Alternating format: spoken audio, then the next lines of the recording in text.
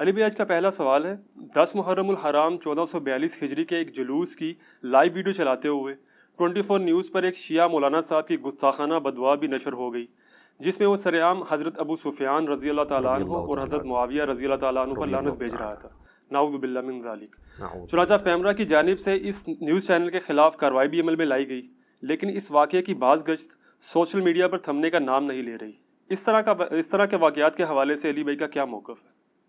دیکھیں جی، ہم اس کو کیٹاگوریکلی کنڈیم کرتے ہیں، اور میں بغیر کسی تردد کے شروع میں یہ ورڈکٹ دے دوں کہ چاہے اہل بیت ہوں علیہم السلام، امہات المومنین ہوں علیہم السلام، یا صحابہ اکرام علیہم رضوان ہوں، کسی کی شان میں بھی اس طرح کی گستاخی کرنا یا ان پر لعنت بھیجنا، نعوذ باللہ، سب و شتم کرنا، یہ 100% حرام اور گناہ کبیرہ ہے۔ حتیٰ کہ حضرت معاویہ رضی اللہ تعالیٰ عنہ، حضرت مغیرہ ابن شعبہ رضی اللہ تعالیٰ عنہ، حضرت عمر ابن عاص رضی اللہ تعالیٰ عنہ، خواہ یہ 3 شخصیات ہی کیوں نہ ہوں جن سے مولا علی رضی اللہ تعالیٰ عنہ علیہ السلام اپنی وفات تک ناراض رہے، اس کے باوجود صرف علمی اختلاف کی ہم اجازت دیں گے، ان کے بارے میں گالی گلوچ کرنا یا لعنت بھیجنا یہ مسلمانوں کی روش نہیں ہے۔ یہ بالکل اس چیز کو کلیئر کٹ سمجھ لینا چاہیے، اور اس حوالے سے گورنمنٹ کی بھی ذمہ داری ہے کہ ایسے ٹی وی چینلز پہ پابندی تو بعد میں لگائیں، پہلے ان کو ایجوکیٹ کریں کہ ان کے پاس ایسے علماء کا پینل ہونا چاہیے جو اس طرح کی لائیو جو کوریج ہے، خواہ وہ اہل سنت کی تقاریر کی ہو یا اہل تشیع کی، اس کو کرٹیکلی دیکھیں، اور اس کے بعد ایٹ لیسٹ 5 منٹ کے ڈیلے کے ساتھ وہ ویڈیو آن ایئر ہونی چاہیے، تاکہ اگر کسی نے کوئی گستاخانہ جملہ بولا ہے تو اس کو وہیں پر روکا جا سکے، ایڈٹ کیا جا سکے۔ ادروائز یہ سلسلہ پھر تھمے گا نہیں، اور ایجوکیشن اس میں ضروری ہے۔ یہاں تو لوگوں کا حال یہ ہے کہ اگر کسی عربی کے ساتھ جھگڑا ہو جائے اور وہ عربی میں گالیاں بھی دیں ان کو، تب بھی یہ لوگ سمجھیں گے کہ وہ قرآن ہی پڑھ رہا ہے، سبحان اللہ ہی کہتے رہیں گے۔ تو اس طرح کی نیشن کے اندر ان بیچاروں کو کیا پتا تھا کہ عربی کے اندر وہ کیا بول رہے ہیں، ٹی وی چینلز والوں کو؟ تو اس اعتبار سے ان کو ایس او پی ملنا چاہیے، وہ اسٹرکٹلی اس کو فالو کرنا چاہیے۔ اور حیران کن بات ہے کہ ٹی وی چینل پہ تو پیمرا نے پابندی لگا دی ہے، اور وہ جو بدبخت کھڑا ہو کے یہ سارے بکواسات کر رہا تھا، اس کو بھی پکڑا ہے کسی نے کہ نہیں؟ اصل تو اس کو پکڑنے کی ضرورت تھی۔ کچھ عرصہ پہلے آپ کو پتہ ہے کہ سیدنا ابو بکر صدیق رضی اللہ تعالیٰ عنہ علیہ السلام کی شان میں بھی ایک غالی رافضی، بلکہ اسے نصیری کہنا چاہیے، آصف علوی نے جو ہے وہ گستاخانہ جملہ بولا اور معاذ اللہ تکفیر کی ان کی، تو اس کے جواب میں میری ڈیٹیل ویڈیو آئی تھی، الحمدللہ لاکھوں لوگوں نے یوٹیوب پہ دیکھی ہے۔ میں نے جذباتی رد نہیں بلکہ علمی رد کیا ہے۔ جذباتی رد تو آج کل سوشل میڈیا پہ ان لوگوں کا بہت ہو رہا ہے، وہ ان کا کر رہے ہیں یا ان کا کر رہے ہیں، اور بڑی بڑی کانفرنسز ہو رہی ہیں، اور وہ تنظیمیں کہ جن کی وجہ سے امت کو اور خصوصاً ملک پاکستان کو امن کے اعتبار سے یہاں پر کئی ایک تکلیف کا سامنا رہا اور فسادات بھگتنے پڑے کئی دہائیوں تک، وہ دوبارہ سے تنظیمیں اب منظر عام پہ آ گئی ہیں، اور اسی مکتب فکر کے علماء جو ان تنظیموں کے ایٹیچیوڈ کے اوپر خود تان کرتے تھے، اب وہ خود ان کی سربراہی کر رہے ہیں۔ تو اس طرح کی تنظیموں کا باہر نکلنا بیسیکلی اس قسم کی ذلیل حرکتوں کا ریونج ہے۔ میں اس کو جسٹیفائی نہیں کر رہا۔ جس طریقے سے ڈاکٹر اشرف آصف جلالی صاحب نے سیدہ فاطمہ سلام اللہ علیہا کے بارے میں ایک خود ساختہ جھوٹا جملہ بولا، اور اس کے ریونج میں اہل تشیع کی جانب سے سیدنا ابوبکر صدیق رضی اللہ تعالیٰ عنہ علیہ السلام کی گستاخیاں شروع ہوئیں، بالکل اس طریقے سے۔ جب یہ والا ایٹیچیوڈ ہوگا جو یہ اڈاپٹ کیا گیا اہل تشیع کے غیر ذمہ دار ذاکر یا عالم کی جانب سے اعلانیہ، تو پھر ظاہر ہے کہ وہی تنظیمیں جن سے آپ کو اختلاف تھا اب دوبارہ ان کو موقع مل گیا، کہ وہ اپنا وہ سودا اپنی پبلک میں بیچیں. تو یہ دونوں طرف کی علماء کو دیکھنے کی ضرورت ہے کہ یہ کس طرف امت کو لے کے جا رہے ہیں. اور یہاں پر میں اہل تشیع سے بھی کہوں گا کہ وہ اپنے جو بڑے علماء ہیں ان کی ذرا ویڈیوز دیکھیں. خصوصاً یہ آصف علوی والے مسئلے پہ بھی ذمہ دار علماء نے کہا کہ یہ غلط کام ہوا ہے, یہ گناہ کبیرہ ہے اس طرح کی بات کرنا. اور اس سے بھی بڑھ کر جو مفتی اعظم ایران ہیں, امام ان کے خامنائی صاحب, ان کا تو بہت پہلے فتویٰ آیا تھا جب یاسر الحبیب جو غالی رافضی ہے, جو امام خمینی کو بھی کافر کہتا ہے, وہ اتنا غالی رافضی ہے, اس نے جب سیدہ عائشہ کی توہین کی تو اس وقت خامنائی صاحب نے باقاعدہ فتویٰ دیا کہ اہل سنت کے مقدسات کی توہین کرنا حرام ہے اور ایسا شخص شیعت سے خارج ہے. اور اسپیسیفکلی انہوں نے کہا کہ امہات المومنین کا جہاں تک تعلق ہے ان کی نسبت رسول اللہ کے ساتھ ہے صلی اللہ علیہ وآلہ وسلم, ان کی توہین رسول اللہ کی توہین ہے. بس یہی اب کیا جا سکتا ہے. باقی جو بھونکنے والے ہیں ان کو آپ, یہ تو حکومتوں کا کام ہے نا کہ ان کو روکیں. علماء کا تو کام جہاد بالقلم ہی ہے نا, وہ زبردستی تو نہیں کر سکتے. تو شیعہ علماء اس طرح کے ذمہ دار جو ہیں وہ ان چیزوں کا خیال رکھتے ہیں اور انہی کو شیعہ کی پبلک کو چاہیے کہ فالو کریں. باقی رہا علمی اختلاف, تو وہ میرے بھائی آپ کسی سے بھی کر سکتے ہیں. علمی اختلاف کے اوپر کوئی قدغن نہیں ہونی چاہیے. ہمارا جو جھگڑا ہے وہ ہے گستاخانہ الفاظ کے اوپر, لعنت کرنے کے اوپر, سب و شتم کرنے کے اوپر. علمی اختلاف آپ دنیا کے ہر انسان سے کر سکتے ہیں سوائے اس شخص کے جس کی قبر مدینے میں ہے, امام اعظم محمد رسول اللہ صلی اللہ علیہ وآلہ وسلم. اور صحابہ کرام کیا کرتے تھے؟ صحیح بخاری اور صحیح مسلم دونوں میں یہ حدیث موجود ہے, اور یہ حدیث خود ایک ناسبی روایت کر رہا ہے, مروان بن حکم, اور اس نے امام زین العابدین کو یہ بات بتائی, امام سجاد کو, بخاری میں بھی ہے مسلم میں بھی, کہ میں اس مجلس میں موجود تھا جہاں پر سیدنا عثمان اور سیدنا علی کا اختلاف ہو گیا حج تمتع کے مسئلے میں. حضرت عثمان حج تمتع پہ پابندی لگانا چاہتے تھے, حضرت علی کہتے تھے نبی علیہ السلام نے حج تمتع کو جاری کیا ہے, یہ سنت ہے, آپ اس پہ پابندی نہ لگائیں. اتنی مشکل سے حضور نے یہ مشرکانہ ایک رسم توڑی تھی, کیونکہ عرب کے لوگ حج والے سفر میں عمرے کو گناہ سمجھتے تھے. نبی علیہ السلام نے اس کی اجازت دی, امت کے لیے آسانی فرمائی. تو جب حضرت عثمان اپنی بات پر ڈٹے رہے, حالانکہ خلیفہ راشد تھے, تو حضرت علی نے کہا کہ میں کسی بھی شخص کی وجہ سے رسول اللہ کی سنت کو نہیں چھوڑ سکتا. میں حج اور عمرے کی اکٹھی نیت کرتا ہوں, یعنی جمع کرنے کی, چاہے وہ قران کی شکل میں ہو یا تمتع کی شکل میں. تو انہوں نے سنت کو اڈاپٹ کیا.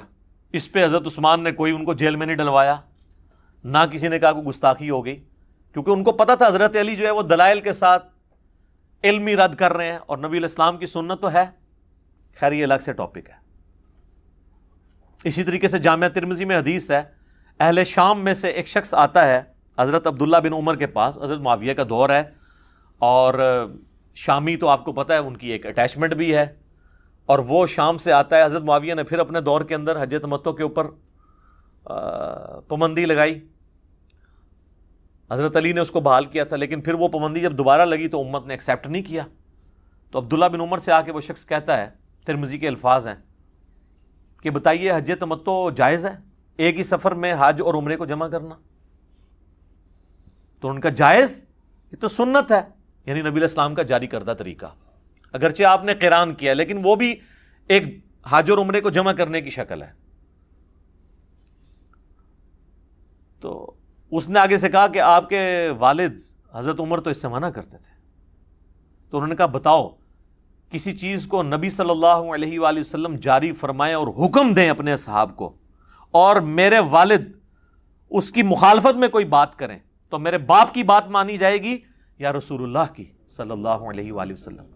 اس نے کہا جی نبی صلی اللہ علیہ وآلہ وسلم کی بات مانی جائے گی. تو انہوں نے کہا پھر نبی صلی اللہ علیہ وآلہ وسلم نے حج تمتع کا حکم دیا. یہ ایک الگ سے ٹاپک ہے, اس طرح کے اور کئی ایک اختلافی موضوعات ہیں. مسئلہ نمبر 197 میرا یوٹیوب پہ ریکارڈڈ موجود ہے, وہ آپ دیکھ سکتے ہیں. اماموں کی گستاخی کا الزام, یہ تو اماموں کو لے کے بیٹھے ہوئے ہیں نا, ہم تو بتا رہے ہیں خلفائے راشدین سے صحابہ اکرام اختلاف کر لیتے تھے علمی دلائل کی روشنی میں. وہ خلفائے راشدین جن کے بارے میں ابو داؤد ترمذی ابن ماجہ میں حدیث ہے, مشکات میں بھی آپ کو مل جائے گی حدیث, علیکم بسنتی و سنت الخلفاء الراشدین المہدیین, تم پر میری سنت اور میرے خلفائے راشدین ہدایت یافتہ کی سنت لازم ہے. سیدنا ابو بکر, عمر, عثمان, علی اور حسن ابن علی کے بھی 6 مہینے شامل کر لیں رضی اللہ عنہم اجمعین وعلیہم السلام اجمعین. تو باقی لوگوں سے تو اختلاف رائے ہو سکتا ہے,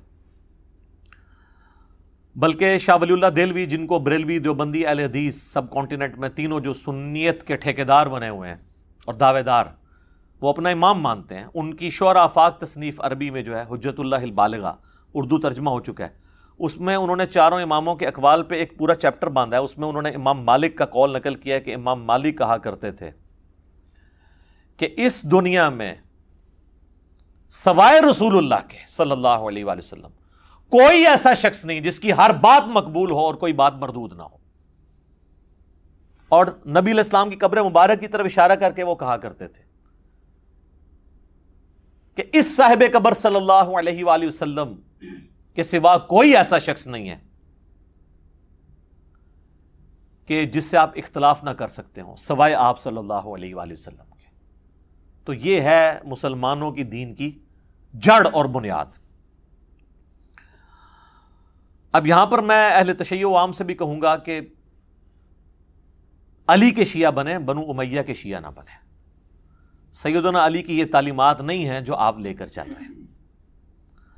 آپ اپنی کتابوں کی طرف رجوع لے کر آئیں جو ہم آپ سے عرض کرتے رہتے ہیں کہ مرنے سے پہلے اے مسلمان کر لے اس پہ غور, کتابوں کا خدا اور ہے, بابوں کا خدا اور.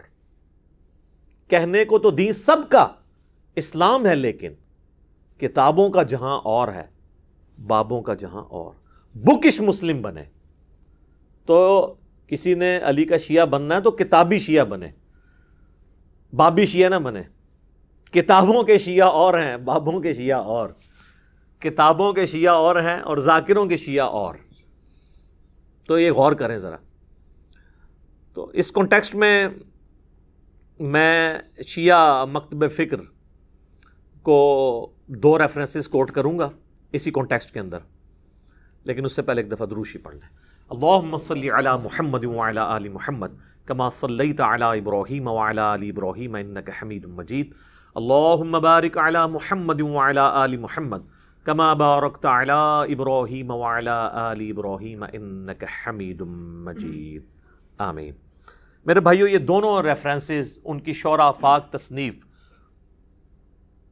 جس کو وہ فالو بھی کرتے ہیں, اس کا ذکر بھی کرتے ہیں, نہج البلاغہ, سیدنا مولا علی رضی اللہ تعالیٰ عنہ علیہ السلام کے خطبات اور ان کے مکتوبات کا مجموعہ ہے.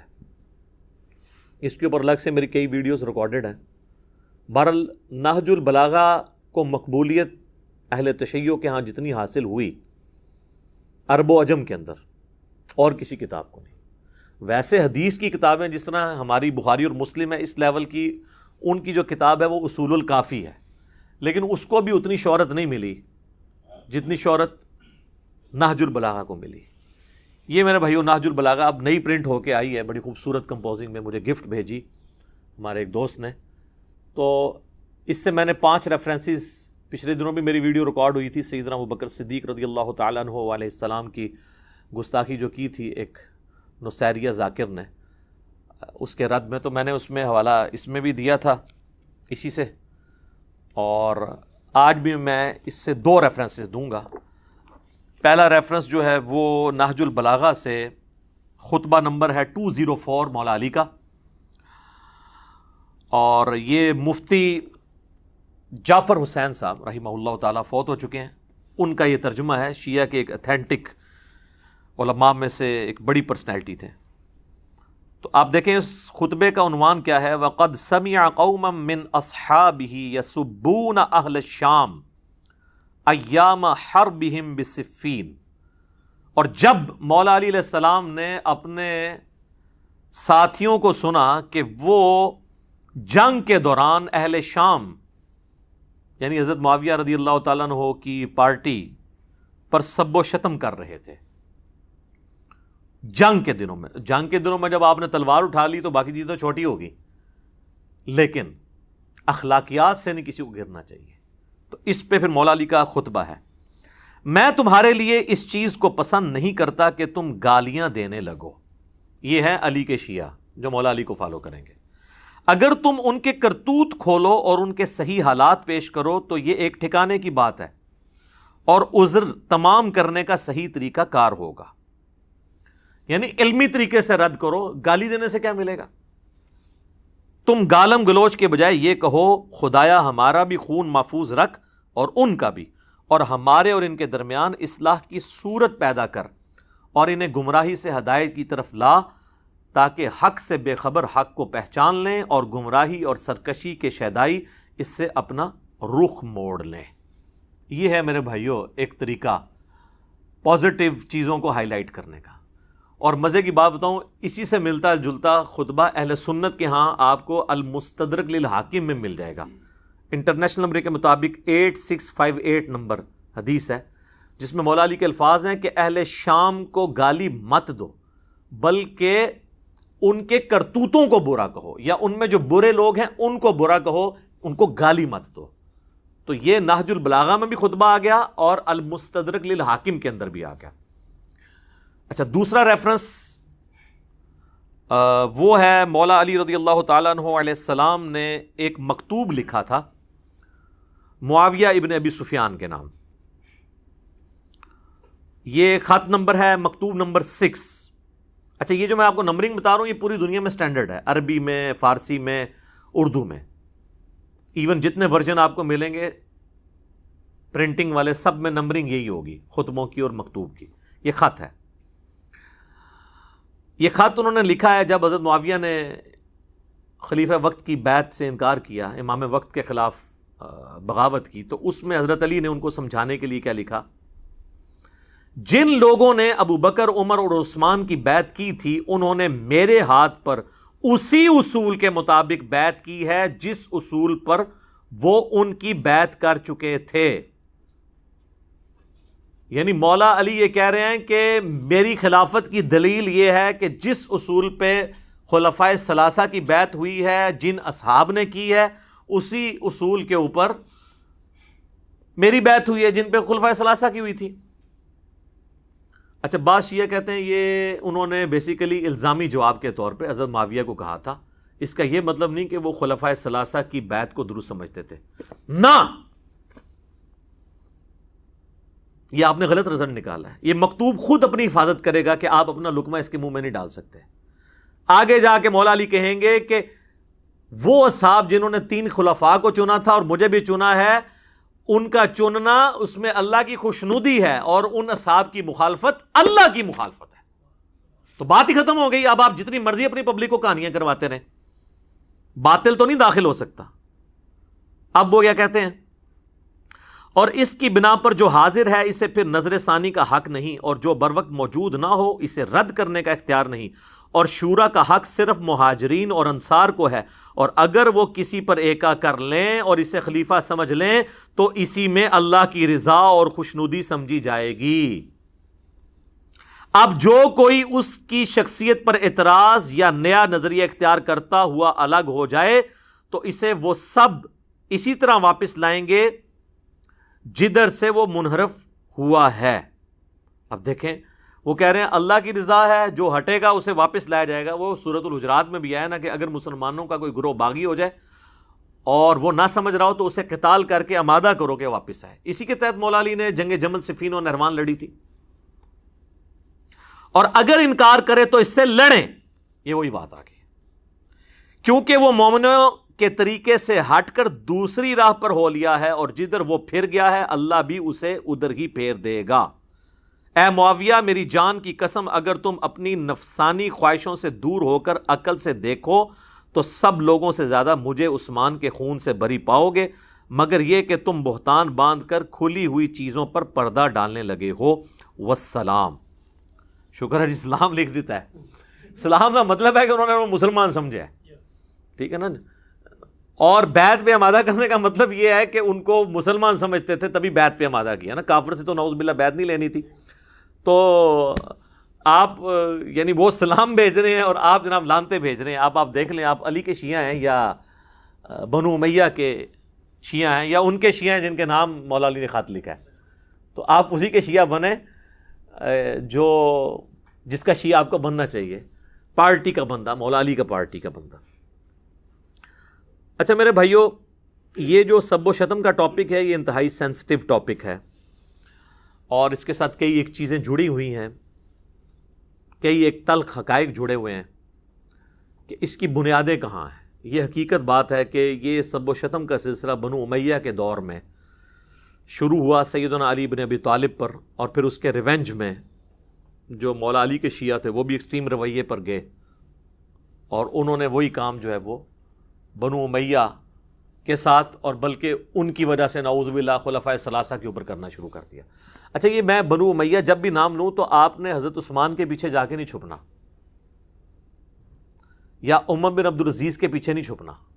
یہ غلط ایٹیچیوڈ ہے. یہ اس طریقے سے ہی ہے جس طرح اگر ہم بنو ہاشم کے فضائل بیان کریں، جو بخاری مسلم میں آتا ہے کہ نبی علیہ السلام نے فرمایا کہ اللہ تعالیٰ نے سب سے بہترین خاندان کو یعنی انسانیت میں چنا، تو آپ یہ کہیں گے جی چنگا عظیم خاندان ہے، ابو لہب پیدا ہو گیا ہوتے، تو پھر ظاہر انڈرسٹوڈ ہوگا. رسول اللہ نے حالانکہ اس کو علیحدہ نہیں کیا کہ سوائے ابو لہب کے، تو میں بھی اگر علیحدہ نہ کروں تو انڈرسٹوڈ ہے کہ حضرت عثمان اور عمر بن عبدالعزیز رضی اللہ عنہما وعلیہم السلام، وہ ان کو ہم ایکسکلوڈ کر رہے ہیں. ہم بات کر رہے ہیں اوور آل بنو امیہ کی. تو غلط طریقے سے چیزوں کو لے کے نہیں چلنا چاہیے، علمی طریقے سے لے کے چلنا چاہیے. تو یہ ایک ٹاپک ہے، میں نے اس کے اوپر ایک ریسرچ پیپر لکھ دیا ہے. اس سے کئی ایک ٹاپک اور جڑے ہوئے ہیں جو میں نے الحمدللہ 6 ٹاپکس کے اندر ایک ریسرچ پیپر لکھا ہے. واقعہ کربلا کا حقیقی پس منظر 72 صحیح الاسناد احادیث کی روشنی میں. یہ 72 کا ٹائٹل تو شہدائے کربلا کی نسبت سے ہے، ادروائز اس میں حدیثیں 200 سے زیادہ ہیں. ایک ایک نمبر پہ کئی حدیثیں ہیں. صرف 33 نمبر پہ جو میں نے غدیر خم کی حدیث لی ہے نا، اس میں 8 روایتیں میں نے نقل کی ہیں. نمبر 1 ہی دیا ہے اس کو 33، تاکہ 72 کی نسبت قائم رہے. یہ اللہ کے فضل سے عربی میں بھی ہے، سب سے پہلے عربی میں لکھا، پھر اردو ترجمہ ہوا، پھر ہندی ترجمہ ہوا، پھر انگلش ہوا.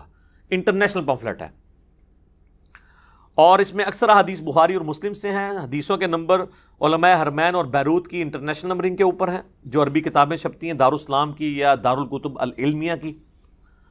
اور اس ریسرچ پیپر میں بخاری مسلم کے علاوہ جو حدیث کی کتابیں ہیں، ان میں نے ہر حدیث کی کتاب میں جو حدیث تھی اس کے اوپر دور حاضر کے بڑے محققین کی تحقیم لگائی ہے. شیخ البانی کی، شیخ زبیر لزئی کی، شیخ شعیب ارناؤت کی رحمہم اللہ اجمعین. اور بخاری مسلم جو ہے وہ تو ویسے صحیح ہیں نا. یہ 6 ٹاپک کیا تھے؟ نمبر 1، منہج نبوی پر قائم خلافت راشدہ کی صحیح مدت کتنی تھی اور خلافت کے اہل حقیقی خلفائے راشدین کون تھے. دوسرا ٹاپک ہے خلیفہ راشد سے بغاوت بدعت ہے، جنگ جمل، صفین اور نہروان میں سیدنا علی کی حقانیت اور شہادت سیدنا عثمان کے اصلی اسباب. ایک تو آپ کو بتایا گیا نا جعلی عبداللہ ابن سبا، وہ تو بعد کی پیداوار ہے، صرف آل امیہ کو چھپانے کے لیے اس کے کھاتے میں چیزیں ڈال دی. اس میں نے بخاری مسلم سے کھولا ہے، حکمرانوں کی لکھوائی ہوئی تاریخ سے نہیں، حدیث کی کتابوں سے. تیسرا ٹاپک، رسول اللہ صلی اللہ علیہ وآلہ وسلم نے اپنی وفات سے 1 مہینہ قبل مستقبل میں ہونے والے حکومتی بگاڑ سے متعلق غیبی خبریں دے دی تھیں. چوتھا ٹاپک، چوتھے خلیفہ راشد سیدنا علی کے فضائل کا بیان اور ان پر ممبروں سے لعنت کرنے کی بدعت کب اور کس نے ایجاد کی، جو آج کا ٹاپک ہے. بڑے عرصے سے لوگ مجھے کہہ رہے تھے اتنے بھی کوئی سب و شتم تے بھی کوئی ریکارڈنگ کراؤ، آ گئی جی پھر ہوں سامو. پانچواں ٹاپک، حضرت معاویہ رضی اللہ تعالیٰ عنہ کو حکومت مل جانے کے بعد سے بتدریج امت پر کیسی ملوکیت مسلط ہوئی اور اس کا بھیانک نتیجہ کیا نکلا. اور آخری ٹاپک، سیدنا حسین کے فضائل کا بیان رضی اللہ تعالیٰ عنہ اور یزید بن معاویہ کی ملوکیت میں اس کے گورنر عبید اللہ ابن زیاد کے ذریعے مظلومانہ شہادت. یہ 6 ٹاپک اللہ کے فضل سے کور کیے ہیں. سافٹ کاپی آپ فری ڈاؤن لوڈ کر سکتے ہیں ہماری ویب سائٹ اہلسنتپاک.com سے. ہارڈ کاپی آپ مفت منگوا سکتے ہیں. TCS کا آپ کو 300 روپے خرچہ دینا پڑے گا. صرف یہ نہیں، 12 کا پیکج ہے جس میں 9 ریسرچ پیپر ہیں اور 3 اذکار کارڈ ہیں. یہ 12 کا پیکج آپ اپنے گھر ہارڈ کاپی ڈاک میں منگوا سکتے ہیں. اور اللہ کے فضل سے یہ سارے ریسرچ پیپر کلرڈ پرنٹ ہوئے ہیں. ریڈ اور بلیک میں رائٹنگ ہے، ریڈ میں حوالے ہیں تاکہ انا بھی پڑھ لوے. تو صبح 9 سے لے کر شام 5 بجے تک ہماری اکیڈمی کا نمبر کھلا ہوتا ہے. بیچ میں کھانے کا وقفہ یا نماز کا وقفہ ہے، یہ الگ بات. ہماری اکیڈمی کا نمبر ہے +923215900162. پاکستان سے کریں گے تو 032159000162. واٹس ایپ اس پہ ہے لیکن انٹرٹین نہیں ہوگا. ہاں کوئی کال کر لیتا ہے تو شاید انٹرٹین ہو جائے. میسج آپ نے جو کرنا ہے وہ ٹیکسٹ میسج کرنا ہے، اور اس میں بھی کال کر کے کنفرم کرنا ہے تو آپ کے گھر ڈاک آ جائے گی. اس کے لیے جو پیمنٹ آپ کو صرف ٹی سی ایس کا خرچہ دینا پڑے گا، وہ ایزی پیسہ اکاؤنٹ بھی اس پہ بنا ہوا ہے، موبی کیش کا بھی، وہ انشاءاللہ آپ کو پورا طریقہ بتا دیں گے.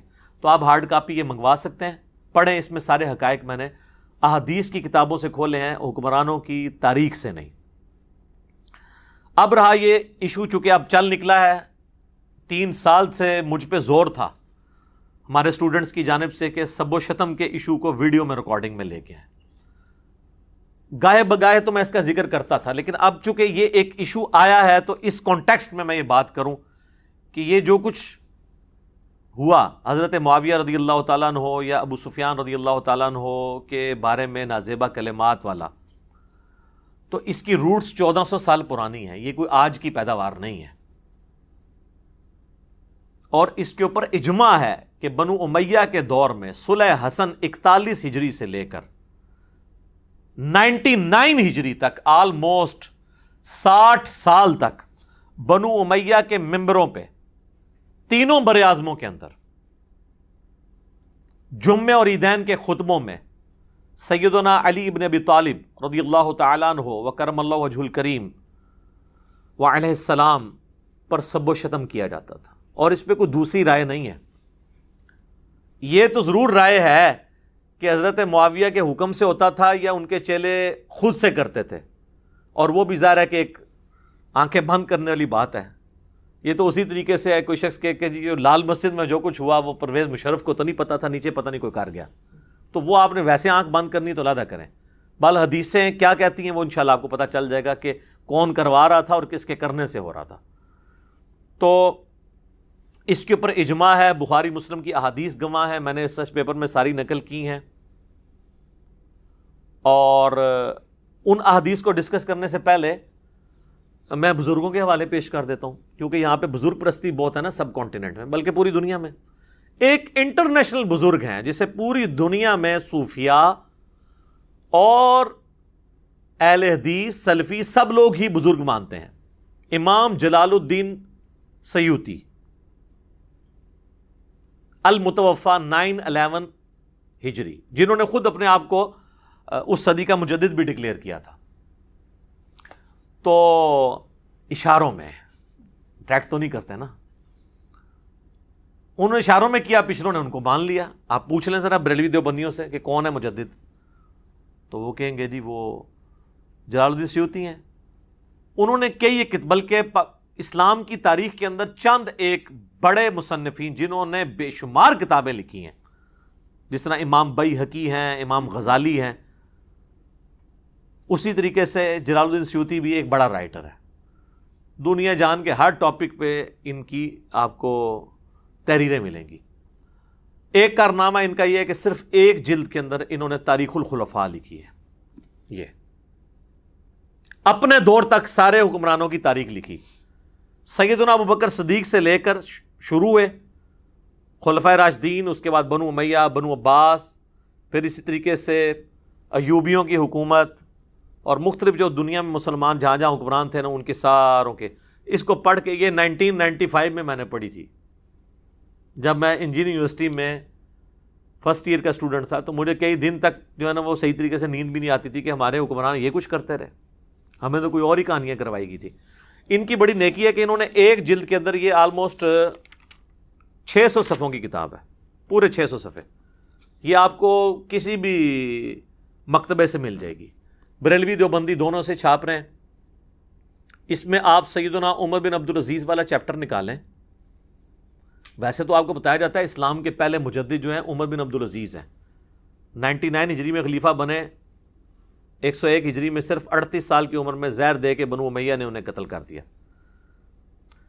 آگے ہم پوچھتے ہیں کہ انہوں نے کون سا ایسا تجدیدی کارنامہ کیا ہے؟ تو اسی میں قیامت مضمر ہے. بنو امیہ کی انہوں نے گند کو صاف کیا ہے نا, وہی تجدیدی کارنامہ ہے. صرف ایک ڈاکٹر اسرار صاحب نے تھوڑی ہمت کی ہے ماڈرن اسکالرز میں سے, یا مولانا مودودی نے خلافت و ملوکیت لکھے, باقی تو کسی کی جرت نہیں کہ بتائے کہ کیا تھا. تو اس میں عمر بن عبدالعزیز والا چیپٹر نکالیں تو یہ بزرگ فرماتے ہیں, کہتے ہیں نا اکابرین سے, بزرگوں سے پوچھ کے انہوں نے باقاعدہ اس چیپٹر میں, عمر بن عبدالعزیز والے چیپٹر میں لکھا ہے, بنو امیہ کے حکمرانوں کا دستور تھا کہ وہ اپنے خطبات میں حضرت علی رضی اللہ تعالیٰ عنہ کی شان میں سب و شتم اور نازیبہ الفاظ کہتے تھے, مگر آپ رحمۃ اللہ علیہ نے خلافت سنبھالتے ہی اس کی سختی سے ممانعت فرما دی. انہوں نے جلال الدین سیوطی کا بھی نام لینا چھاڑ دینا ہے, لیکن وہ بہت بڑا بندہ ہے, ایڈا بھارا بندہ ہے, انہوں نے یہ چھاڑ سکتے. اور انٹرنیشنل بندہ ہے یہ, صرف سب کانٹیننٹ نہیں, پوری دنیا میں ان کو مانا جاتا ہے. اور اپنے گورنروں کو لکھا کہ ممالک محروسہ میں آندہ ایسا نہ ہو اور ان کی شان میں جو نازیبہ الفاظ استعمال کیے جاتے تھے ان کی جگہ آندہ سے یہ الفاظ بولے جائیں. سورۃ النحل آیت نمبر 90 نمبر, ان اللہ یأمر بالعدل والاحسان. یہ آیت انہوں نے داخل کی کہ اللہ تعالیٰ تمہیں حکم دیتا ہے عدل و انصاف کرنے کا, احسان کا, اور تمہیں برائی اور بے حیائی اور بے ہودگی کے کاموں سے منع کرتا ہے. یہ ہے جس کی وہ تمہیں نصیحت کرتا ہے تاکہ تم متقی بن جاؤ. کوئی بے حیائی کر رہے تھے نا وہ حضرت علی کے بارے میں, یعنی یہ نعوذ باللہ نازیبہ الفاظ بول کے. چنانچہ تب سے اب تک خطبات کے آخری جملے یہی پڑھے جاتے ہیں, اور واقعی پڑھے جا رہے ہیں, ہم تو خطبات میں سن رہے ہیں. یہ جو آپ کو خطبے دیتے ہیں ان سے پوچھیں یہ آیت جو آپ خطبے میں پڑھتے ہیں یہ کس حدیث میں آیا کہ نبی الاسلام پڑھتے تھے, تو آپ بتائیں گے عمر بن عبدالعزیز نے داخل کی ہے. پھر آگے پوچھیں کیوں داخل کی ہے, پھر وہ آپ سے کہیں گے تو انجینئر کو تو نہیں سنتا. ہاں انجینئر. اچھا جی, یہ تو وہ بزرگ ہیں ان کو بریلوی دیوبندی اہل حدیث سب مانتے ہیں. اہل حدیث کو ذرا زیادہ مسئلہ ہوتا ہے, ان کے تو ہم نے ایک بزرگ دریافت کر لیے ہیں جن کے نام پہ ان کا فرقہ چل رہا ہے, وہابی. محمد بن عبد الوہاب صاحب کا بیٹا ہے عبداللہ بن محمد بن عبد الوہاب, المتوفا 1242 ہجری, اب 1442 چل رہا ہے, ایگزیکٹ 200 سال پہلے وہ فوت ہوئے ہیں. ان کی کتاب ہے سیرۃ الرسول, جس کے حوالے الرحیق المختوم میں بھی موجود ہیں. آلموسٹ 800 صفحوں کی یہ کتاب ہے. اس کا PDF ہماری ویب سائٹ پہ رکھا ہوا ہے, اور ہارڈ کاپی بھی آپ ہماری اکیڈمی میں رابطہ کر سکتے ہیں. آج کل اس کی وہ ختم ہوئی ہوئی ہیں, پرنٹنگ میں گئے ہوئے ہیں, انشاءاللہ پھر آپ کو مل جائے گا. اور یہ جیلم سے ہی چھپی ہے, دارالاسلام نے عربی میں چھاپی تھی, اردو ترجمہ ہی نہیں کیا. جیلم والوں سے ہو گیا, اب وہ پچھتا رہے ہوں گے کہ کیوں ہو گیا. اس میں اس کی خوبی یہ ہے کہ اس میں خلفائے راشدین کے اوپر بھی انہوں نے چیپٹر باندھے اینڈ پہ نا. تو مولا علی والا ذرا چیپٹر نکال لیں, اس میں کئی ایک حوالے ہیں, وہ آج ٹاپک نہیں, چونکہ اسی ٹاپک سب و شتم کو میں کور کر رہا ہوں. تو اس میں 797 نمبر پیج ہے, عربی میں بھی آپ کو مل جائے گا, اردو میں بھی حضرت علی والا چیپٹر بالکل اینڈ پہ. تو یہ جس کو کہتے ہیں نہیں ہم وہابی ان کی وجہ سے, ویسے تو کہتے ہیں اللہ کی وجہ سے, اللہ کی وجہ سے نہیں, وہ انہی کی طرف منسوب کیا جاتا ہے. ویسے وہ بھی غلط ہے, کیونکہ ان کا نام تھا محمد بن عبد الوہاب اور یہ ان کا بیٹا ہے عبداللہ. وہ لکھتے ہیں بنو امیہ ان کی تنقیس اور ان کے بارے میں نازیبہ الفاظ استعمال کرتے رہے, مگر اس سے علماء کے دل میں ان کی محبت بڑھ گئی, مولا علی کی, اور قدر و منزلت میں اضافہ ہو گیا. عمر بن عبداللہ بن زبیر کہتے ہیں رحمہ اللہ تعالی, بنو امیہ 60 سال تک ان کو گالیاں دیتے رہے مگر ان کا کچھ نہ بگاڑ سکے, بلکہ ان کی شان پہلے سے بھی بلند ہو گئی.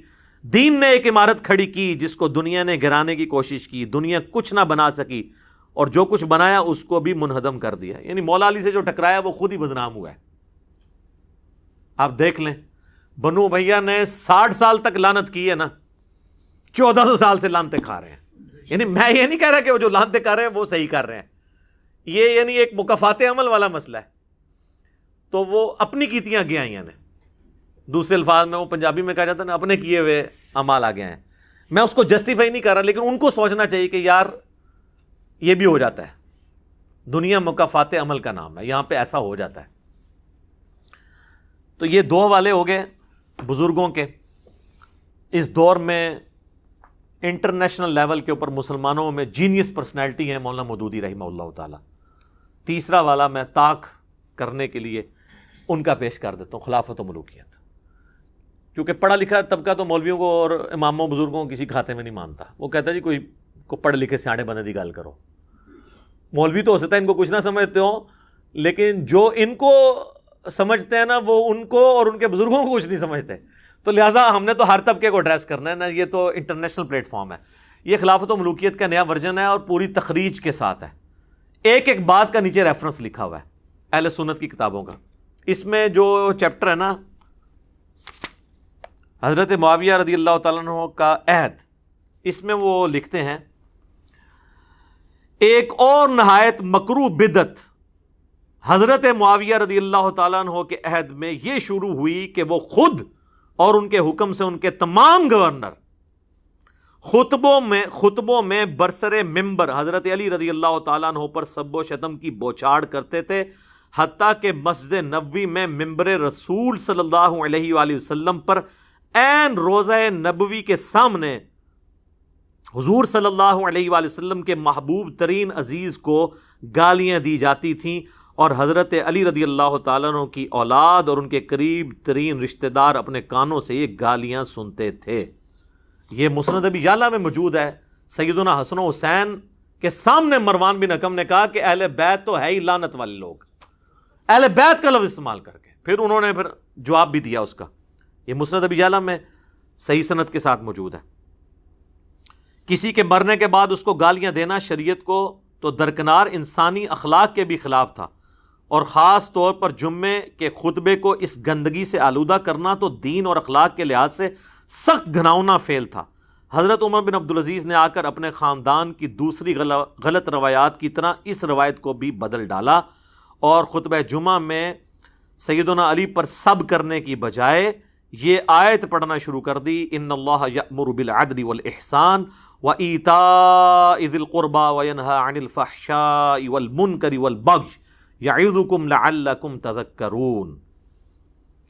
اب یہی بات مودودی صاحب نے جب لکھی نا تو علماء کہتے ہیں مودودی پتہ نہیں کہاں بیٹھ کے کرتا رہتا. میں نے اس سے پہلے بابوں کے والے دیے ہیں، ٹھیک ہے، حالانکہ یہ ہمارے لیے نہیں ہے. کیوں؟ کیونکہ ہم تو کہتے ہیں کہ مرنے سے پہلے اے مسلمان کر لے اس پہ غور، کتابوں کا خدا اور ہے، بابوں کا خدا اور. تو یہ آپ جن بابوں کو مانتے تھے نا، ہم نے انہی کی کتابوں کے حوالے آپ کو پیش کر دیے. یہ حوالے تھے آپ کے لیے. ویسے آپ کا تو چیپٹر یہیں پہ کلوز ہو جاتا ہے، کیونکہ یہ تو کہتے ہیں جب بزرگ فرما دے تو دلیل تو ان سے مانگنا ہی گستاخی ہے. اب میں جو پڑھی لکھی عوام ہے جن کو ہم نے اتنا ایجوکیٹ کر کے بکش بنایا ہے، وہ تو ہم سے سوال کریں گے جی ان بزرگوں کو تو چھوڑیں، آپ ہمیں دلائل دیں بخاری سے، مسلم سے، حدیث کی کتابوں سے. تو ظاہر ہے پڑھے لکھے طبقے کو بھی تو ایڈریس کرنا چاہیے نا. ان لوگوں کو تو ایڈریس کر لیا. تو ان کے لیے ہم نے ریسرچ پیپر کے اندر جو چوتھا ٹاپک تھا، سب ٹاپک، اس کے اندر یہ سب کچھ کور کیا ہے، یہ 5B ریسرچ پیپر کے اندر. تو وہ سارا کچھ تو ایک نشست میں کرنا مشکل ہے. میں چند ایک چیزیں اس میں سے کور کر دیتا ہوں اسی ایک ٹاپک سے ریلیٹڈ. اس کی وجہ یہ ہے کہ یہ دوبارہ شاید میں اس کو پھر ریکارڈنگ میں نہ لے کر آؤں. روزانہ تو اس طرح کی باتیں نہیں ہو سکتی. اب یہ محرم بھی چل رہا ہے اور ایک ایشو بھی اٹھا ہوا ہے، تو میں جلدی اس کو کور کرتا ہوں، ایک پوری ڈاکٹرن آپ کے سامنے رکھتا ہوں. لیکن اس سے پہلے ایک دفعہ درود پڑھ لیں. اللہم صلی علی محمد وعلی آل محمد کما صلیت علی ابراہیم وعلی آل ابراہیم انک حمید مجید. اللہم بارک علی محمد وعلی آل محمد کما بارکت علی ابراہیم وعلی آل ابراہیم انک حمید مجید. آمین. سب سے پہلے تو بخاری اور مسلم کی وہ حدیث کہ نبی صلی اللہ علیہ وآلہ وسلم نے فرمایا کہ میرے صحابہ کو گالی مت دو. اچھا، یہ لفظ صحابہ بھی بول سکتے ہیں، صحابہ بھی بول سکتے ہیں. عربی میں یہ دونوں مستعمل ہیں، زیر کے ساتھ بھی زبر کے ساتھ. اگر تم احد پہاڑ کے برابر سونا بھی خیرات کر دو، میرے صحابی نے جو ایک مد 600 گرام آلموسٹ آدھا کلو خیرات کیا تھا، تم اس کو بھی نہیں پہنچ سکتے، اس کے آدھے کو بھی نہیں پہنچ سکتے. احد پہاڑ کئی کلومیٹرز پہ پھیلا ہوا وہ سونے کا ہو اور تم اللہ کی راہ میں خرچ کرو اور میرا صحابی ایک پاؤ بھی گندم خیرات کر دے، وہ وزنی ہے، کیونکہ اس نے نبی علیہ السلام کا ساتھ دیا مشکل وقت میں. اب اسی حدیث کا ایک تلخ پہلو ہے کہ یہ حدیث بھی یہ لوگ آدھی پیش کرتے ہیں، یہ اس قابل ہی نہیں ہے کہ یہ حدیث بھی پوری پیش کر سکیں، کیونکہ اس میں قیامت مضمر ہے. یہ پوری حدیث صحیح مسلم کے اندر ہے. بخاری میں اس کا نمبر ہے 3673، مسلم میں 6488. اس میں الفاظ ہیں، ابو سعید خدری کہتے ہیں ایک دفعہ جھگڑا ہوا تو حضرت خالد ابن ولید نے جذبات میں آ کے عبد الرحمن بن عوف کو گالیاں دے دی. نبی علیہ السلام تک شکایت پہنچی تو آپ نے حضرت خالد ابن ولید کو ڈانٹا کہ تم میرے صحابہ کو گالی مت دو، اب تم لوگ اگر احد پہاڑ کے برابر سونا بھی خیرات کر دو نا، عبد الرحمن بن عوف کا مقابلہ نہیں ہو سکتا. یہ تو بعد میں صحابہ جو بنے تھے ان کو کہا گیا کہ آپ بڑے سینئر صحابہ کو برا نہ کہو. ہم لوگوں کو تو آٹومیٹکلی پہنچ گیا یہ میسج، لیکن جہاں طویل خاص کے اعتبار سے تھا وہ انہوں نے آدھا پیش کیا، آدھی حدیث میرے صحابہ کو گالی مت دو. وہی بات ہے علماء یہود والا کردار، افتؤمنون ببعض الکتاب. یہ حدیث کا حصہ کیوں انہوں نے چھپایا؟ اس لیے چھپایا کہ اگر یہ حصہ سامنے آتا تو لوگوں نے سوال کرنا تھا کہ یہ نبی علیہ السلام نے تو صحابہ کو ہی منع کیا تھا کہ سینئر صحابہ کو گالی نہیں دینی، تو جو سینئر ترین صحابی ہیں خلفائے راشدین میں سے مولا علی، ان کو جو سب و شتم کرے گا اس کے بارے میں پھر شرعی حکم کیا ہوگا؟ ویسے پبلک کو انہوں نے کرایا صحابہ کو گالی دینے والا کافر ہے، ہماری ویڈیو سے پہلے. اب کہتے ہیں نہیں وہ گناہ کبیرہ ہے. اب کیوں نہیں کفر رہا؟ کیونکہ ان کو پتا چلا کہ تو کفر کہاں تک جائے گا. جن کو بچانے کے لیے سب کچھ کر رہے ہیں سب سے پہلے ان پہ لوٹے گا کفر. تو انہی کو بچانے کے لیے انہوں نے حدیث بھی آدھی بیان کی. تو انو میرے صحابہ کو گالی مت دو، آندہ کو مولوی بیان کریں، ان کو پوری حدیث پڑھ. صحیح مسلم 6488. صحیح بخاری میں ایک حدیث ہے، اما عائشہ کہتی ہیں 1393 نمبر حدیث، کہ نبی علیہ السلام نے فرمایا مردوں کو گالی مت دو، وہ اپنے انجام کو پہنچ چکے.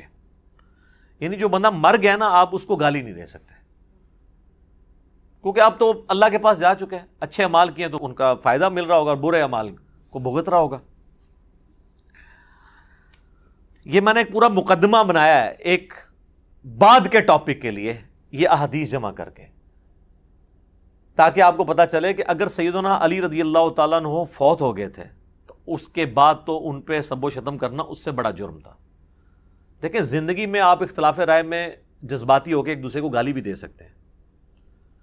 صحیح بخاری اور مسلم دونوں میں آتا ہے. مسلم میں ذرا ڈیٹیل ہے، حضرت عباس اور حضرت علی کا جھگڑا ہوا جو اکثر ناسبی پیش کرتے ہیں، ان کے پاس رہنے کو ایک ہی بات رہ گئی ہے. تو حضرت عباس جذباتی ہو گئے اور ظاہر چچا بھی لگتے تھے حضرت علی کے. انہوں نے حضرت علی کو کچھ نازیبا الفاظ بول دیے. وہ کہتے ہیں دیکھیں جی یہ تو بنو ہاشم کے اندر سے سلسلہ شروع ہوا ہے جو ہے صحابہ پہ سب و شتم کرنے کا. ایک واقعہ پکڑا ہوا ہے. یہ تو آمنے سامنے جھگڑا ہوا، یہ تو معاملہ ہی اور ہے. مرنے کے بعد آپ کا غصہ ہی ٹھنڈا نہ ہو، آپ 60 سال تک گالیاں نکالتے رہیں، تو اس پہ تو آپ کو ذہنی مریض ہی کہا جا سکتا ہے.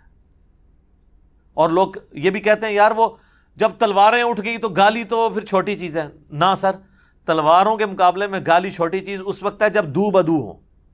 جب ایک بندہ مر جائے، مرنے کے بعد تو دشمن کا بھی ذکر لوگ طریقے سے کرتے ہیں.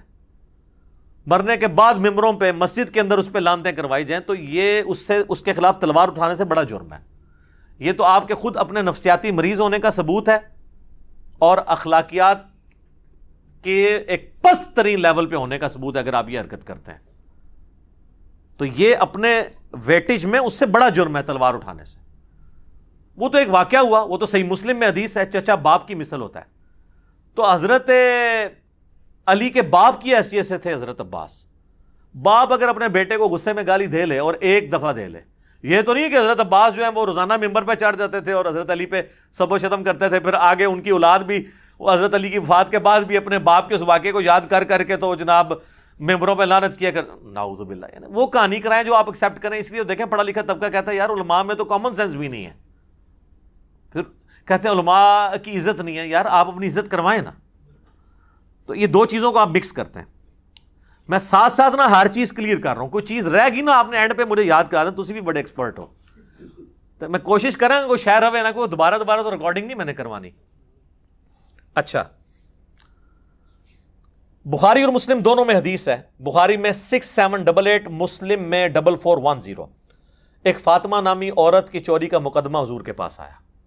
لوگوں نے سفارش کے لیے اسامہ بن زید کو بھیج دیا. اونچے خاندان سے تھی. نبی علیہ السلام کو جلال آیا. آپ نے مسجد میں ممبر رکھا اور آپ نے خطبہ دیا. آپ نے فرمایا تم سے اگلی قومیں اس لیے ہلاک ہوئیں کہ ان کے اشرافیہ کے لیے الگ قوانین اور عام لوگوں کے لیے الگ ہوتے تھے. اللہ کی قسم میری بیٹی فاطمہ بھی چوری کرتی تو میں اس کے بھی ہاتھ کٹواتا. یہ نبی علیہ السلام نے بتایا کہ جب کوئی جرم کرے گا نا پھر یہ نہیں دیکھا جائے گا کہ وہ فاطمہ بنت محمد ہے یا وہ عام فاطمہ ہے. جو جرم کرے گا وہ مجرم ہوگا. تو اگر سیدہ فاطمہ کے بارے میں نبی علیہ السلام یہ بات کہہ رہے ہیں تو جو لوگ فتح مکہ پر معافی مانگ کر مسلمان ہوئے یا طلقاء ہیں اگرچہ وہ صحابی ہیں ان کا مرتبہ تو بہت نیچے ہے نا سیدہ فاطمہ کے مقابلے میں. وہ اگر کوئی غلط چیز کریں گے تو نبی علیہ السلام کا حکم ان پہ بھی ہے جسے فٹ اسے گفٹ. اس سے بھی بڑھ کر جامعہ ترمذی کے اندر حدیث موجود ہے 824. شیخ البانی شیخ زبیر علی دونوں صحیح کہتے ہیں. اہل حدیث کے ہر ممبر سے بیان ہوتی ہے کہ اہل شام میں سے ایک شخص آ کے عبداللہ بن عمر سے پوچھتا ہے یہ حج تمتع جائز ہے؟ وہ کہتے ہیں جائز تو سنت ہے نبی علیہ السلام نے جاری کیا. ان کا آپ کے والد تو منع کرتے تھے. انہوں نے کہا کہ بتاؤ اگر کسی کام کو رسول اللہ جاری کریں صلی اللہ علیہ وآلہ وسلم اور میرا والد اس کی مخالفت کرے تو میرے باپ کی بات مانی جائے گی یا نبی صلی اللہ علیہ وآلہ وسلم کی؟ اس نے کہا نبی علیہ السلام کی. تو آپ فرمایا کہ نبی علیہ السلام حج تمتع کا حکم دیتے تھے تو اب کسی اور کے سرٹیفکیٹ کی ضرورت نہیں ہے. اب آ جائیں میرے بھائیو اس ٹاپک کی طرف. بخاری مسلم میں جو احادیث ہیں سب و شتم کے اوپر میں بنیاد ہی کلیئر کر دوں. مفتی تقی عثمانی صاحب میرے لیے بہت قابل احترام ہیں لیکن انہوں نے اپنی عوام کو اپنے فالورز کو ایک پٹی پڑھا دی کہ یہ جو سب کا لفظ ہے نا اس کا مطلب گالی نہیں ہمیشہ ہوتا تنقید بھی ہوتا ہے. تو پہلے تو میں پھکی والا جواب دیتا ہوں کہ کیا حضرت علی پہ تنقید کرنا ثواب کا کام ہے؟ کیا خلیفہ راشد کے خلاف ایک دوسرے بندے کا تنقید کرنا اور اس سے بغاوت کرنا اور اس کی بیعت نہ کرنا یہ ثواب کا کام ہے؟ آپ تنقید بھی مانا لے لیں تب بھی بات کہاں تک جائے گی؟ کیونکہ جو حدیث ہے نا ابو داؤد ترمذی ابن ماجہ میں علیکم بسنتی و سنت الخلفاء الراشدین المہدیین اس میں الفاظ ہے تو میرے بعد بہت اختلاف دیکھو گے اور دین میں نئی نئی بدعتوں سے بچنا اور میرے خلفاء راشدین اور میری سنت کو پکڑنا. نبی علیہ السلام نے خلفاء راشدین کے مخالفین کو بدعت پر کہا ہے. بدعت مکفرہ نہیں ہے. اور اس میں بھی الگ بات ہے کہ جو اہل جمل ہیں انہوں نے تو رجوع کر لیا. سیدنا طلحہ زبیر سیدہ عائشہ رضی اللہ عنہم اجمعین کا معاملہ الگ ہے. مسئلہ خوارج کا اور اہل صفین کا اہل شام کا ہے یہ الگ سے ایک ٹاپک ہے. فی الحال میں اس طرف تو سب کا ترجمہ وہ کہتے ہیں جی تنقید یہ گالی تو انہوں نے خود سے بنا لی ہے. اچھا تو سر پھر آپ اس میں بھی کہہ دیا کریں میرے صحابہ کو تنقید مت کرو. وہاں ترجمہ کرتے ہیں سب کا گالی مت دو. ہم یہ کہتے ہیں کہ سب کا ترجمہ مسلم میں خود ہوا ہے. مسلم میں سب نہیں لعنت کے الفاظ موجود ہیں وہ ہم آپ کو حدیث بتاتے ہیں. یہ بخاری میں بھی حدیث ہے. بخاری میں اس کا نمبر ہے 3703 اور مسلم میں ڈیٹیل کے ساتھ ہے 6229. اہل مروان آل مروان جو تھے بنو امیہ ان میں سے ایک شخص مدینے کا حاکم بنتا ہے اور سہل ابن سعد الساعدی کو بلاتا ہے ممبر پر اور کہتا ہے کہ حضرت علی کے بارے میں نازیبا کلمات کہو. وہ انکار کرتے ہیں.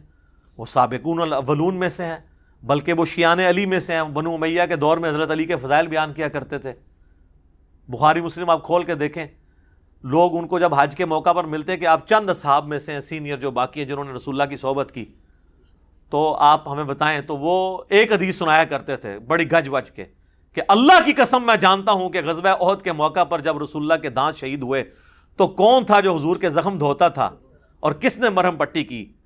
تو کہتے ہیں کہ نبی علیہ السلام کا خون نہیں رکتا تھا تو مولا علی ایک ڈھال میں اس کو الٹا کر کے برتن بنا کے اس میں پانی لے کے آئے اور سیدہ فاطمہ پانی لے کے حضور کا زخم دھوتی تھیں اور وہ جب زخم سے خون رسنا بند نہ ہوا تو انہوں نے کاٹن کا ایک کپڑا جلا کے اس کی راکھ رکھی تو خون رک گیا. اور وہ یہ ہر جگہ چیخ چیخ کے یہ حدیث سناتے تھے کیونکہ بنو امیہ کے دور میں حضرت علی پہ سب و شتم ہو رہا تھا تو وہ حضرت علی کے فضائل بیان کرتے تھے. لہٰذا انہوں نے پھر سوچا کہ یار اسی بندے کو جو مولا علی کا شیعہ ہے اسی سے ہی حضرت علی پہ لعنت کرا دیں تو باقی تو سارے ایکسیپٹ کر لیں گے. قبائلی سسٹم ہے. تو ان کو بلایا گیا سہل ابن سعد الساعدی کو اور کہا کہ تم حضرت علی پہ سب و شتم کرو. تو انہوں نے کہا نہیں کبھی نہیں ہو سکتا ایسے. ان کا چلو تم اگر یہ نہیں کہہ سکتے لعن اللہ ابا تراب کہہ دو. نعوذ باللہ. یہ الفاظ ہیں مسلم 6229 ابو تراب علی ابن ابی طالب پر لعنت. نعوذ باللہ. ابو تراب کا مطلب ہے مٹی والا، اور یہ نام بنو امیہ حقارت سے لیتے تھے، مٹی والا، ہم بھی کسی کو کہیں گے مٹی والا۔ اس پہ پھر سہل ابن سعد نے کہہ لگایا، انہوں نے کہا تم تو حضرت علی کی تنقیص کرتے ہو ابو تراب کہہ کے، بنو امیہ جب ابو تراب کے تو آپ سمجھیں یہ وہ تحقیر سے کہہ رہے ہیں، جبکہ حضرت علی سب سے زیادہ اس نام سے خوش ہوتے تھے۔ ان کے اچھا یہ پھر نام کیسے پڑا؟ انہوں نے کہا ایک دفعہ سیدنا علی اور سیدہ فاطمہ کا میاں بیوی ہونے کے ناطے ایک اختلاف ہوا، تو حضرت علی ناراض ہو کے گھر سے نکل کے، اچھے خاوند ایسے ہی ہوتے ہیں، بیویوں سے جھگڑا ہو تو بیویوں کو نکالنے کے بجائے چپ کر کے سٹ سٹ کے باہر نکل جاؤ، ہم بھی ایسے ہی کرتے ہیں۔ اچھا نبی الاسلام آئے تو آپ نے فاطمہ سے پوچھا، سیدہ فاطمہ سے، علی کدھر ہے تیرے چچا کا لڑکا؟ ویسے تو حضرت علی رشتے میں چچا لگتے تھے، لیکن ظاہر اب رشتہ ہو چکا تھا اس لیے چچا کا لڑکا کہا، تو انہوں نے کہا اس طرح ناراض ہو کے چلے گئے۔ تو نبی الاسلام نے ایک صحابی کو بھیجا، ڈھونڈو۔ سیدنا علی مسجد میں لیٹے ہوئے اور مٹی میں، واپس آ کے نبی الاسلام کو بتایا، اب رسول اللہ صلی اللہ علیہ وسلم نے کیا پروٹوکول دیا ہے، یہ آپ کی عظمت ہے کہ آپ جن سے محبت کرتے ہیں ان کو پروٹوکول بھی دیتے ہیں۔ آپ نے یہ نہیں کہا کہ علی کو بلا کے لاؤ، علی نے خود حاضر ہو جانا تھا قدموں میں، آپ خود چل کے گئے، اٹھایا، جسم سے مٹی جھاڑی، کہا اٹھ ابو تراب، اٹھ ابو تراب، اے مٹی میں لپٹنے والے اٹھ۔ سیدنا علی کو یہ اتنا پسند آیا کہ انہوں نے اپنی کنیت ابو الحسن، حالانکہ لوگ انہیں ابو الحسن کہتے تھے، وہ اسے پسند نہیں کرتے تھے، وہ کہتے مجھے ابو تراب کو۔ تو وہ بنو امیہ کہتے ہیں کہ جی آپ ابو تراب بھی کہہ دو، انہوں نے کہا نہیں کہیں گے۔ تو یہ سب کا ترجمہ جو تقی عثمانی صاحب نے آپ کو پڑھایا ہے نا، تھوڑی کتابیں بھی پڑھ لیں، کتابوں پہ بھی غور کر لیں، مرنے سے پہلے اے مسلمان کر لیں اس پہ غور۔ کتابوں کا خدا اور ہے، بابوں کا خدا اور، کتابوں کا دین اور ہے، بابوں کا دین اور، کتابوں کے دین کو فالو کریں۔ اب آ جائیں میرے بھائیوں صحیح مسلم کی اس حدیث کی طرف۔ انٹرنیشنل نمبر کے مطابق ہے 6220، سعد ابن ابی وقاص رضی اللہ تعالیٰ عنہ، یہ آخر میں فوت ہونے والے بدری اصحاب میں سے 56 ہجری میں حضرت معاویہ کے دور میں فوت ہوئے ہیں۔ صحیح مسلم کے الفاظ ہیں کہ حضرت سعد ابن ابی وقاص حضرت معاویہ کے پاس بیٹھے تھے، تو حضرت معاویہ نے ان کو حکم دیا، امر معاویہ سعدن، معاویہ نے سعد کو حکم دیا، تو انہوں نے انکار کیا اور کہا میں ہرگز، پھر اس میں آگے الفاظ ہیں، جب انکار کیا تو حضرت سعد سے حضرت معاویہ نے پوچھا آپ کو کون سی چیز منع ہے کہ آپ ابو تراب پر سب نہیں کرتے؟ یہاں پہ ابو تراب تحقیر کی نیت سے ہے، کیونکہ بنو امیہ ابو تراب۔ تو حضرت سعد ابن ابی وقاص نے فرمایا میں کبھی ابو تراب پر، سیدنا علی پر سب نہیں کروں گا، جو کچھ میں نے رسول اللہ سے ان کی شان میں سن رکھا ہے، خصوصاً 3 باتیں، مجھے تو ان میں سے ایک بھی مل جاتی تو میرے لیے سرخ اونٹوں سے بہتر ہوتا۔ اور سعد وہ ہیں جو عشرہ مبشرہ میں سے ہیں، اور بخاری مسلم کے الفاظ ہیں، مولا علی کہتے ہیں میں نے اپنی زندگی میں صرف سعد کے لیے رسول اللہ کی زبان سے سنا ہے کہ میرے ماں باپ تیرے پہ قربان۔ یہ ماموں بھی لگتے تھے نبی اسلام کے۔ سعد ابن مالک نام ہے ان کا، اور سعد ابن ابی وقاص بھی ہے، کیونکہ ان کے والد مالک کی کنیت ابی وقاص، یہ دونوں ایک ہی صحابی کے نام ہیں۔ اندازہ کریں، جن کو رسول اللہ کہہ رہے ہیں میرے ماں باپ قربان، وہ کہہ رہے ہیں مجھے تو علی والی ایک فضیلت بھی مل جائے نا تو کیا میرے لیے سرخ اونٹوں سے بہتر ہے۔ اچھا، اب یہاں پہ ناسبیوں نے اور سنیوں کا دفاع کرنے والے اماموں میں سے امام نووی جو کوشش کرتے ہیں، وہ کہتے ہیں جی اصل میں تو حضرت معاویہ کے دور میں لوگ حضرت علی پہ سب و شتم کرتے تھے، ہم مانتے ہیں، تو حضرت یہ جو سعد ابن وقاص کو حضرت معاویہ نے حکم دیا تو وہ کسی اور کام کے لیے بلایا تھا، کوئی اور کام کہہ رہے تھے ان کو نا۔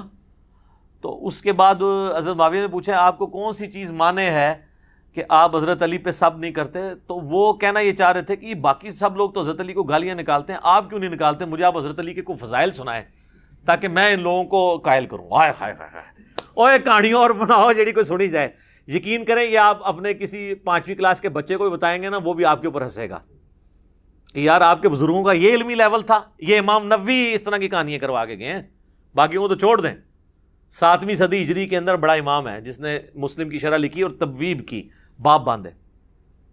اچھا بہرحال وہ ہمارا معاویہ کے بعد ہے کہ معاویہ نے حکم دیا اور سعد ابن ابی وقاص کہہ رہے ہیں کہ میں کبھی بھی یہ کام نہیں کروں گا، تو اسی کا حکم دیا تھا جو مرضی کر لیں.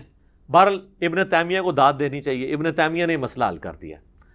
ابن تیمیہ نے شیعہ کے رد کے اندر منہاج السنہ لکھی ہے جو اہل حدیث دیوبندی ایون بریلوی بھی پیش کرتے ہیں، اردو ترجمہ بھی ہے اس کا، عربی بھی ہے. انہوں نے شیعہ کے جو اعتراضات نقل کیے ہیں نا ان میں اس مسلم کی حدیث کو بھی نقل کیا ہے. وہ اعتراض تو وہ اس سے خلافت کا رزلٹ نکالتے تھے نا، تو انہوں نے اس کا رد کیا، لیکن انہوں نے نا اس حدیث میں خود سے الفاظ ڈالے ہیں جس سے انہوں نے یہ بتا دیا کہ یہ واقعی یہ تھا. انہوں نے پتا کیا کہا، امر معاویہ بسب سعدا، حضرت معاویہ نے حضرت علی پہ سب کرنے کا حکم دیا. یہاں تو الفاظ تھے نا حکم دیا، سب کے الفاظ انہوں نے سب خود ایڈ کیتا ہے، فلنگ دی بلینکس. تو فابا، تو اس نے انکار کر دیا، حالانکہ یہ الفاظ مسلم میں نہیں تھے، لیکن ابن تیمیہ نے ایڈ کر کے منصف مزاج ہونے کا ثبوت دیا ہے. ایک بار کہہ دینا پھر رحمت اللہ علیہ. ویسے تو میں عموماً کہتا ہوں امام ابن تیمیہ المتوفی 728 ہجری، اس پہ بنتا ہے کہ اللہ کی رحمت ہو، اس کی وجہ سے انہوں نے جو تھوڑی بہت ناسبیت پھیلائی یا زیدیت وہ اللہ تعالیٰ معاف کر دے. یہاں پہ انہوں نے حق گوئی کا ثبوت دیا. آمین. اے بولے جے پرانے انہوں نے دلی چالے تک محبت ہے. اچھا جی، تو حضرت سعد ابن وقاص کہتے ہیں میں کبھی نہیں کروں گا. 3 باتیں مجھے ایک بھی مل جاتی. سن، پہلی بات، غزوہ تبوک کے موقع پر نبی علیہ السلام نے علی کو عورتوں اور بچوں پہ چھوڑا تو رونا شروع ہو گیا. یہ پہلا اور آخری موقع تھا کہ حضور کے ساتھ جنگ میں حضرت علی شریک نہیں، ورنہ ہر جنگ میں تھے. تو حضور علیہ السلام نے ان کو تسلی دی کہ کیا تو اس پہ خوش نہیں ہے کہ تیری میرے ساتھ وہی نسبت ہے جو ہارون کی موسیٰ کے ساتھ، جس طرح حضرت موسیٰ علیہ السلام کو طور پہ کہتے ہارون کو چھوڑ گئے تھے اپنی جگہ، مگر میرے بعد کوئی نبی نہیں، نبوت والا سٹیٹس نہیں. پھر ان کا دوسری فضیلت، غزوہ خیبر کے موقع پر نبی علیہ السلام نے فرمایا کل میں اس شخص کے ہاتھ میں جھنڈا دوں گا جو اللہ اور اس کے رسول سے محبت کرتا ہے، اللہ اور اس کا رسول اس سے محبت کرتے ہیں. ہم پوری رات اس شوق میں نہیں سوئے کہ کون خوش نصیب ہوگا. صبح نبی علیہ السلام نے سیدنا علی کو یہ جھنڈا دیا. اور مسلم میں تو آگے الفاظ ہیں 6222 حدیث میں، یہ کٹھی 2 حدیثیں ہیں. اس میں الفاظ ہیں کہ حضرت ابو ہریرہ کہتے ہیں کہ حضرت عمر کہتے ہیں مجھے پوری زندگی کبھی کسی منصب کی خواہش نہیں ہوئی سوائے اس ایک موقع پر. میری خواہش تھی کہ جھنڈا مجھے ملے لیکن علی کو ملا، الحمدللہ. تو اس کے بعد کہتے ہیں کہ اس میں نا کہ شعب چشم تھا، حضور نے لعاب لگایا، شفا ہوئی، اللہ نے پھر فتح دے دی. اور ان کا تیسری فضیلت سن، جب نجران کے عیسائیوں کا وفد آیا تو نبی علیہ السلام نے ان پہ دلائل تمام کیے، تو اینڈ پہ اللہ تعالیٰ نے حکم نازل کیا، سورہ آل عمران آیت نمبر 61 آیت مباہلہ. تو نبی علیہ السلام نے سیدنا حسن، حسین، فاطمہ اور سیدنا علی کو لیا اور کہا اللہم ہؤلاء اہل بیتی، یہ میرے اہل بیت ہیں. تو اب یہ فضیلت تو بہت بڑی تھی. تو حالانکہ نبی علیہ السلام کی 9 بیویاں تھیں، وہ بھی اہل بیت ہیں، اور قرآن میں آیا تھا عورتوں کو لے آؤ، تو نبی علیہ السلام کسی بیوی کو بھی لا سکتے تھے، لیکن آپ حسن و حسین، سیدہ فاطمہ اور سیدنا علی کو لے کر آئے. تو مجھے ان میں سے کوئی ایک بھی فضیلت مل جاتی نا میرے لیے کافی تھی. اچھا، ویسے تو ٹیکنیکلی ابن تیمیہ نے خود ان کو جواب دیا. اسی حدیث کا ایک طریق اسی سند کے اوپر سنن نسائی الکبریٰ کے اندر موجود ہے، جہاں آپ کو ہر معاملہ کلیئر ہو جائے گا کہ یہ اسی کام کرنے کا وہ کہہ رہے تھے.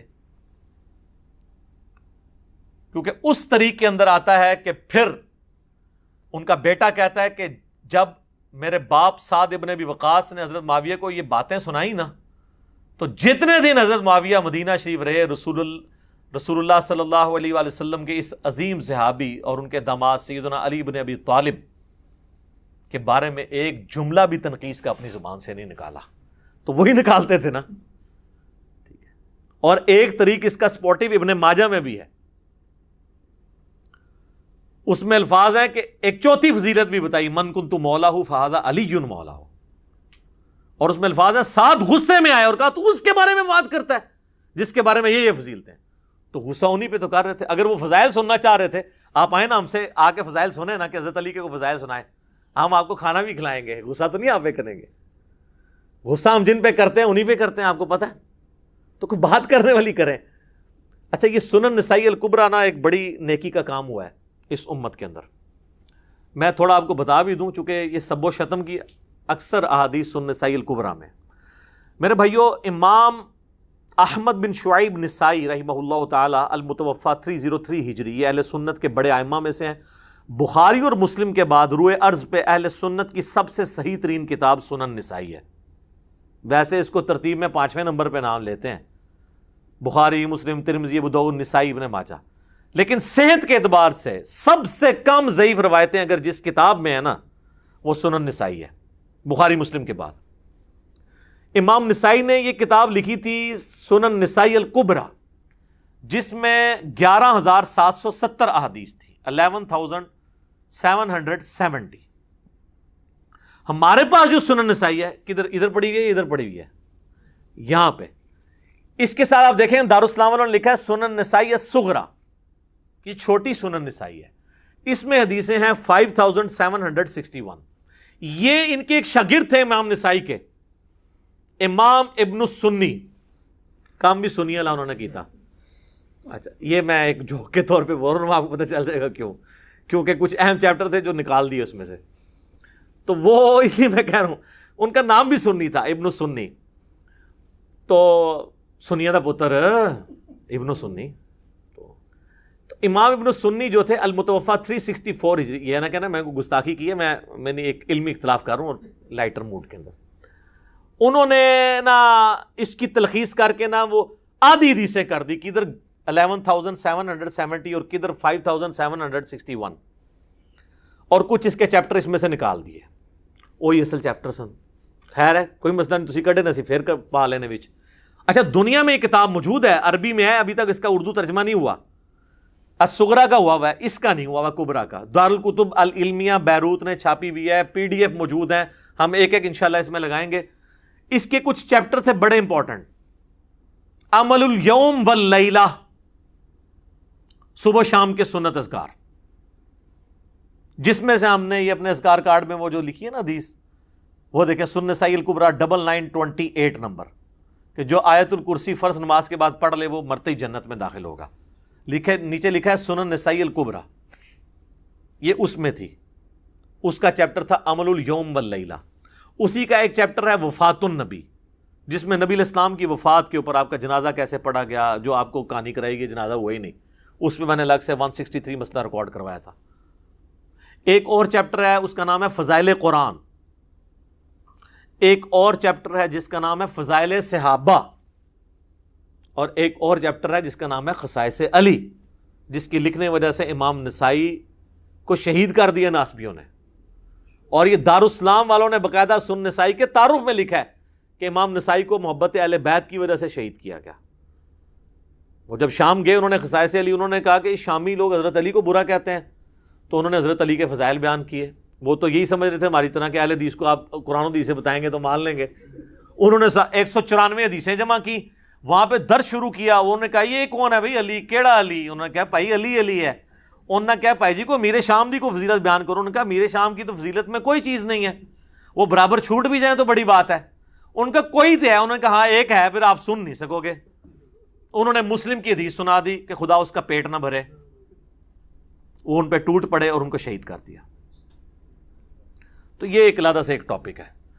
تو اس پہ آپ نے ڈیٹیل سننی ہے تو میرا یوٹیوب پہ کلپ ہے حضرت معاویہ رضی اللہ تعالیٰ عنہ کاتب وحی. تو اس میں نے بتایا تھا کہ یہ کاتب وحی والی روایت بھی آدھی بتاتے ہیں دلائل النبوہ سے. اس پمفلٹ میں نے خیر وہ ساری لکھی ہوئی ہیں. تو امام نسائی کو، اچھا امام نسائی بھی کہا جاتا ہے، زبر سے بھی پڑھا جاتا ہے، دونوں درست ہیں. عموماً امام نسائی کہا جاتا ہے. تو امام نسائی نے یہ چیپٹر لکھا، اس میں خصائص علی بھی تھا. اب یہ ایک ایک کر کے چیپٹر اردو میں آنا شروع ہو گئے ہیں. ہمارے پاس یہ الحمدللہ موجود ہیں سافٹ کاپی. تو خصائص علی کی آپ کو ahlsunnatpak.com پہ مل جائے گی. یہ خصائص علی، یہ سنن نسائی الکبریٰ کا چیپٹر ہے خصائص علی. اس میں سب و شتم والی روایتیں موجود ہیں جو ہم نے پمفلٹ میں سنن نسائی الکبریٰ کے حوالے سے ڈالی ہوئی ہیں. دونوں کے نمبر انشاءاللہ ڈال دیں گے. اور یہ فضائل صحابہ چیپٹر جس میں حضرت ابوبکر، عمر، عثمان و علی اور اشرم بشرا کے فضائل ہیں، اس میں بھی سب و شتم والی روایتیں موجود ہیں. یہ بھی، اور یہ دیکھیں مزے کی بات ہے، ان دونوں کی تحکیم اس بندے نے کی ہے جو شاگرد تو شیخ زبیلی زئی رحمہ اللہ تعالیٰ کا ہے، لیکن اس وقت ناسبیت کا جھنڈا اٹھایا ہوا اس نے، لیکن تحکیم تو ہوئی ہوئی ہے، ہم تو اسی کی تحکیم دکھا رہے ہیں کہ بھئی خود دیکھ لو، ناسبیوں کے لیے بھی دلیل بن جائے گا۔ تو یہ 2 چیپٹر ہیں جی، اس میں وہ روایتیں ساری موجود ہیں، اور یہ دونوں چیپٹر اسی سنن نسائی الکبریٰ کے ہیں۔ تو یہ چیپٹر سنن نسائی الکبریٰ سے جو بندہ نکال دے اسے سنیت کا سرٹیفکیٹ دینا چاہیے نا، کیونکہ اس نے سنیت کی بڑی خدمت کی ہے نا، یعنی وہ جو صدیوں سے پردہ ڈالا جا رہا تھا، تو اس لیے میرے وہ جملہ جو میں نے بولا تھا نا کہ نام سے ابن سنی اور کام بھی سنی لگی تھا، کڈے تھے اے چیپٹر کڈے، خصائص علی اور فضائل صحابہ، اور فضائل صحابہ میں خلفاء راشدین کے بھی فضائل تھے، اشرا مبشرہ کے فضائل تھے، لیکن وہ جو اشرا مبشرہ والے سارے فضائل ہیں نا، اس میں سب و شتم والی روایتیں بھی گندی ہوئی تھیں، انہیں کہا پوری سائڈ تے کر دو۔ واللہ عالم، ہو سکتا ہے میری بدگمانی ہو، لیکن قرائن ہمیں یہ بتاتے ہیں کہ امت کے وسیع تر مفاد میں بڑے بڑے بزرگوں نے اس طرح کے بہت بڑے بڑے کام کیے ہیں۔ وہ آج آپ کو کچھ میں روایتیں بتاؤں گا کہ وہ کیا کیا کام کیے ہیں۔ سنن نسائی الکبریٰ کا تعارف ہو گیا، اب اسی میں سے ایک اور روایت سنیں۔ ایک تابعی کہتے ہیں میں سعد ابن ابی وقاص کو ملنے گیا تو وہ ہم سے پوچھنے لگے کہ میں نے سنا ہے کہ تم سیدنا علی کو گالیاں دیتے ہو۔ میں نے عرض کیا کیا واقعی آپ نے ہمارے متعلق ایسی بات سنی ہے؟ تو انہوں نے فرمایا ہاں ایسا ہی ہے، شاید تم نے بھی ان کو گالی دی ہو۔ میں نے عرض کیا اللہ کی پناہ کہ ہم کبھی کوئی ایسی حرکت کریں۔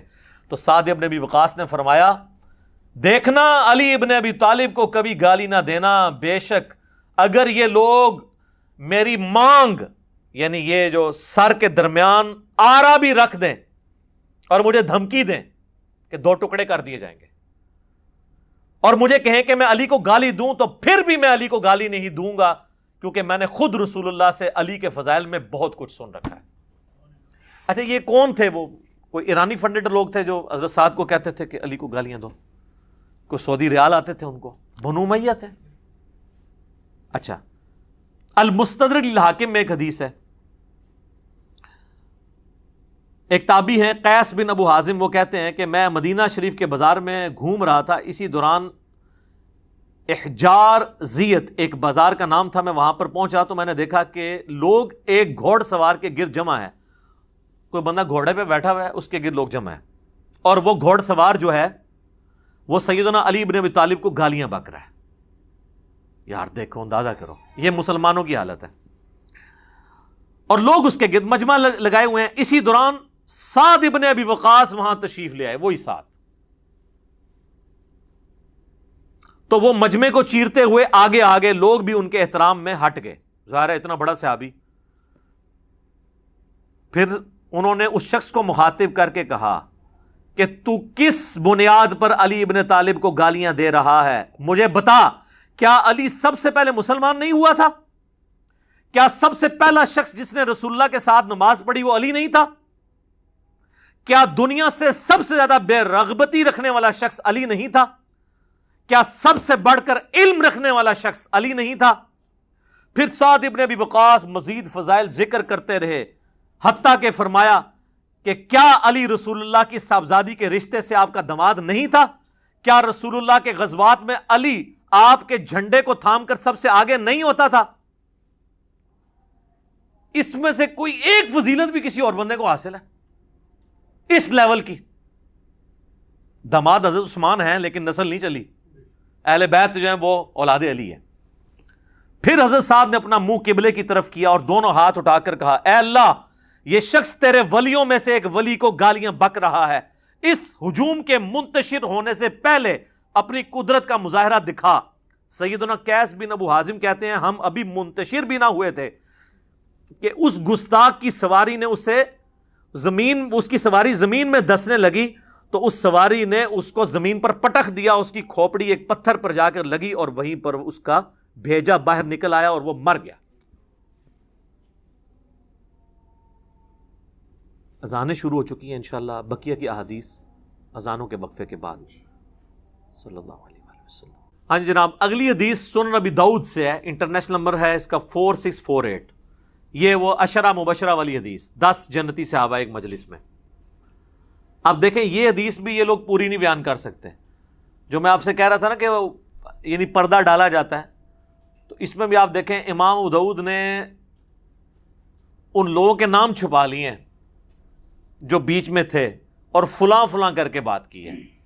الفاظ دیکھیں, عبداللہ بن ظالم تابعی بیان کرتے ہیں کہ جب فلاں شخص کوفے میں آیا تو اس نے فلاں شخص کو خطیب مقرر کیا. یار وہ جو آئے ہیں وہ بندے کا نام ہی ہوئے گا نا, ٹھیک ہے.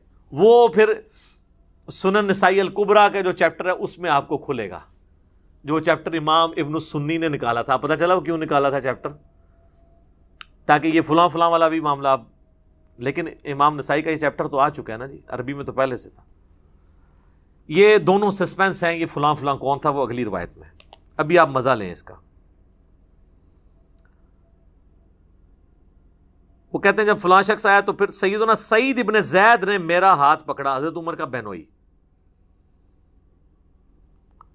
اس ظالم کو دیکھ رہے ہو؟ کس کو ظالم کہہ رہے ہیں؟ جو حضرت علی پہ سب و شتم کر رہا ہے. ٹھیک ہے.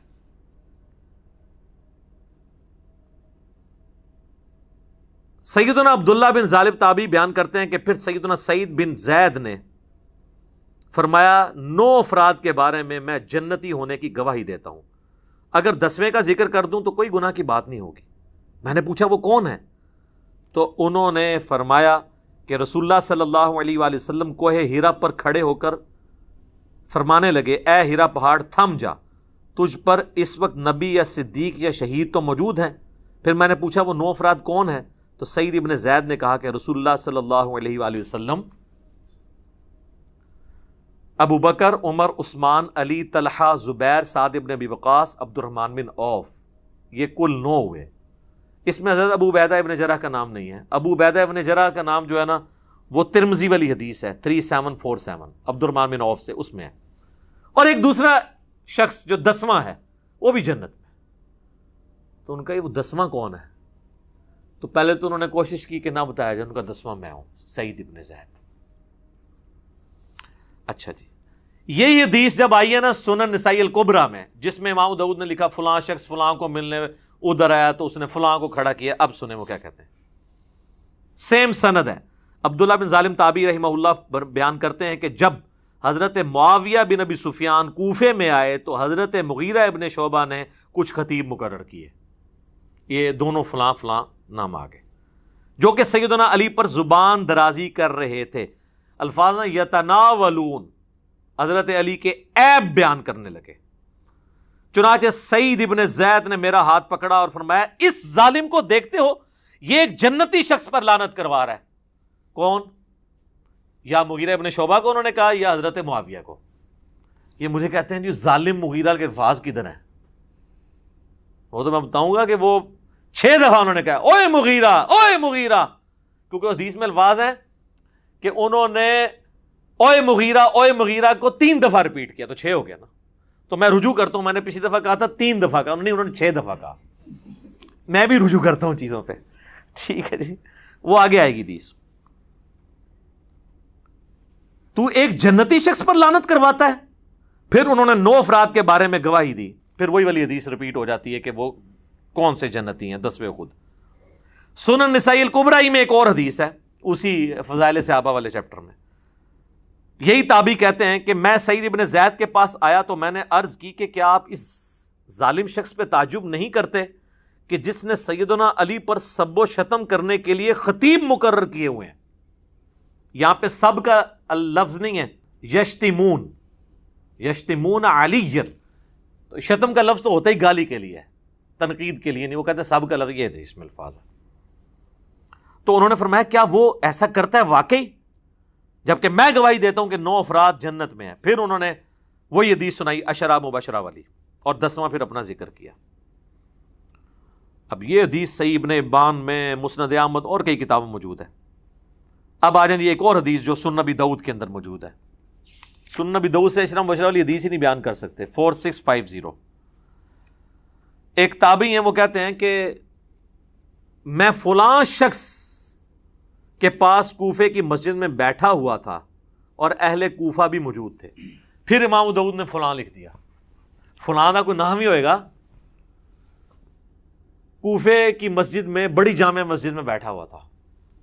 وہ فلاں کون تھا؟ وہ حضرت مغیرہ ابن شعبہ تھے. امام احمد بن حنبل نے یہ حدیث نقل کر کے ان کا نام بھی لکھ دیا.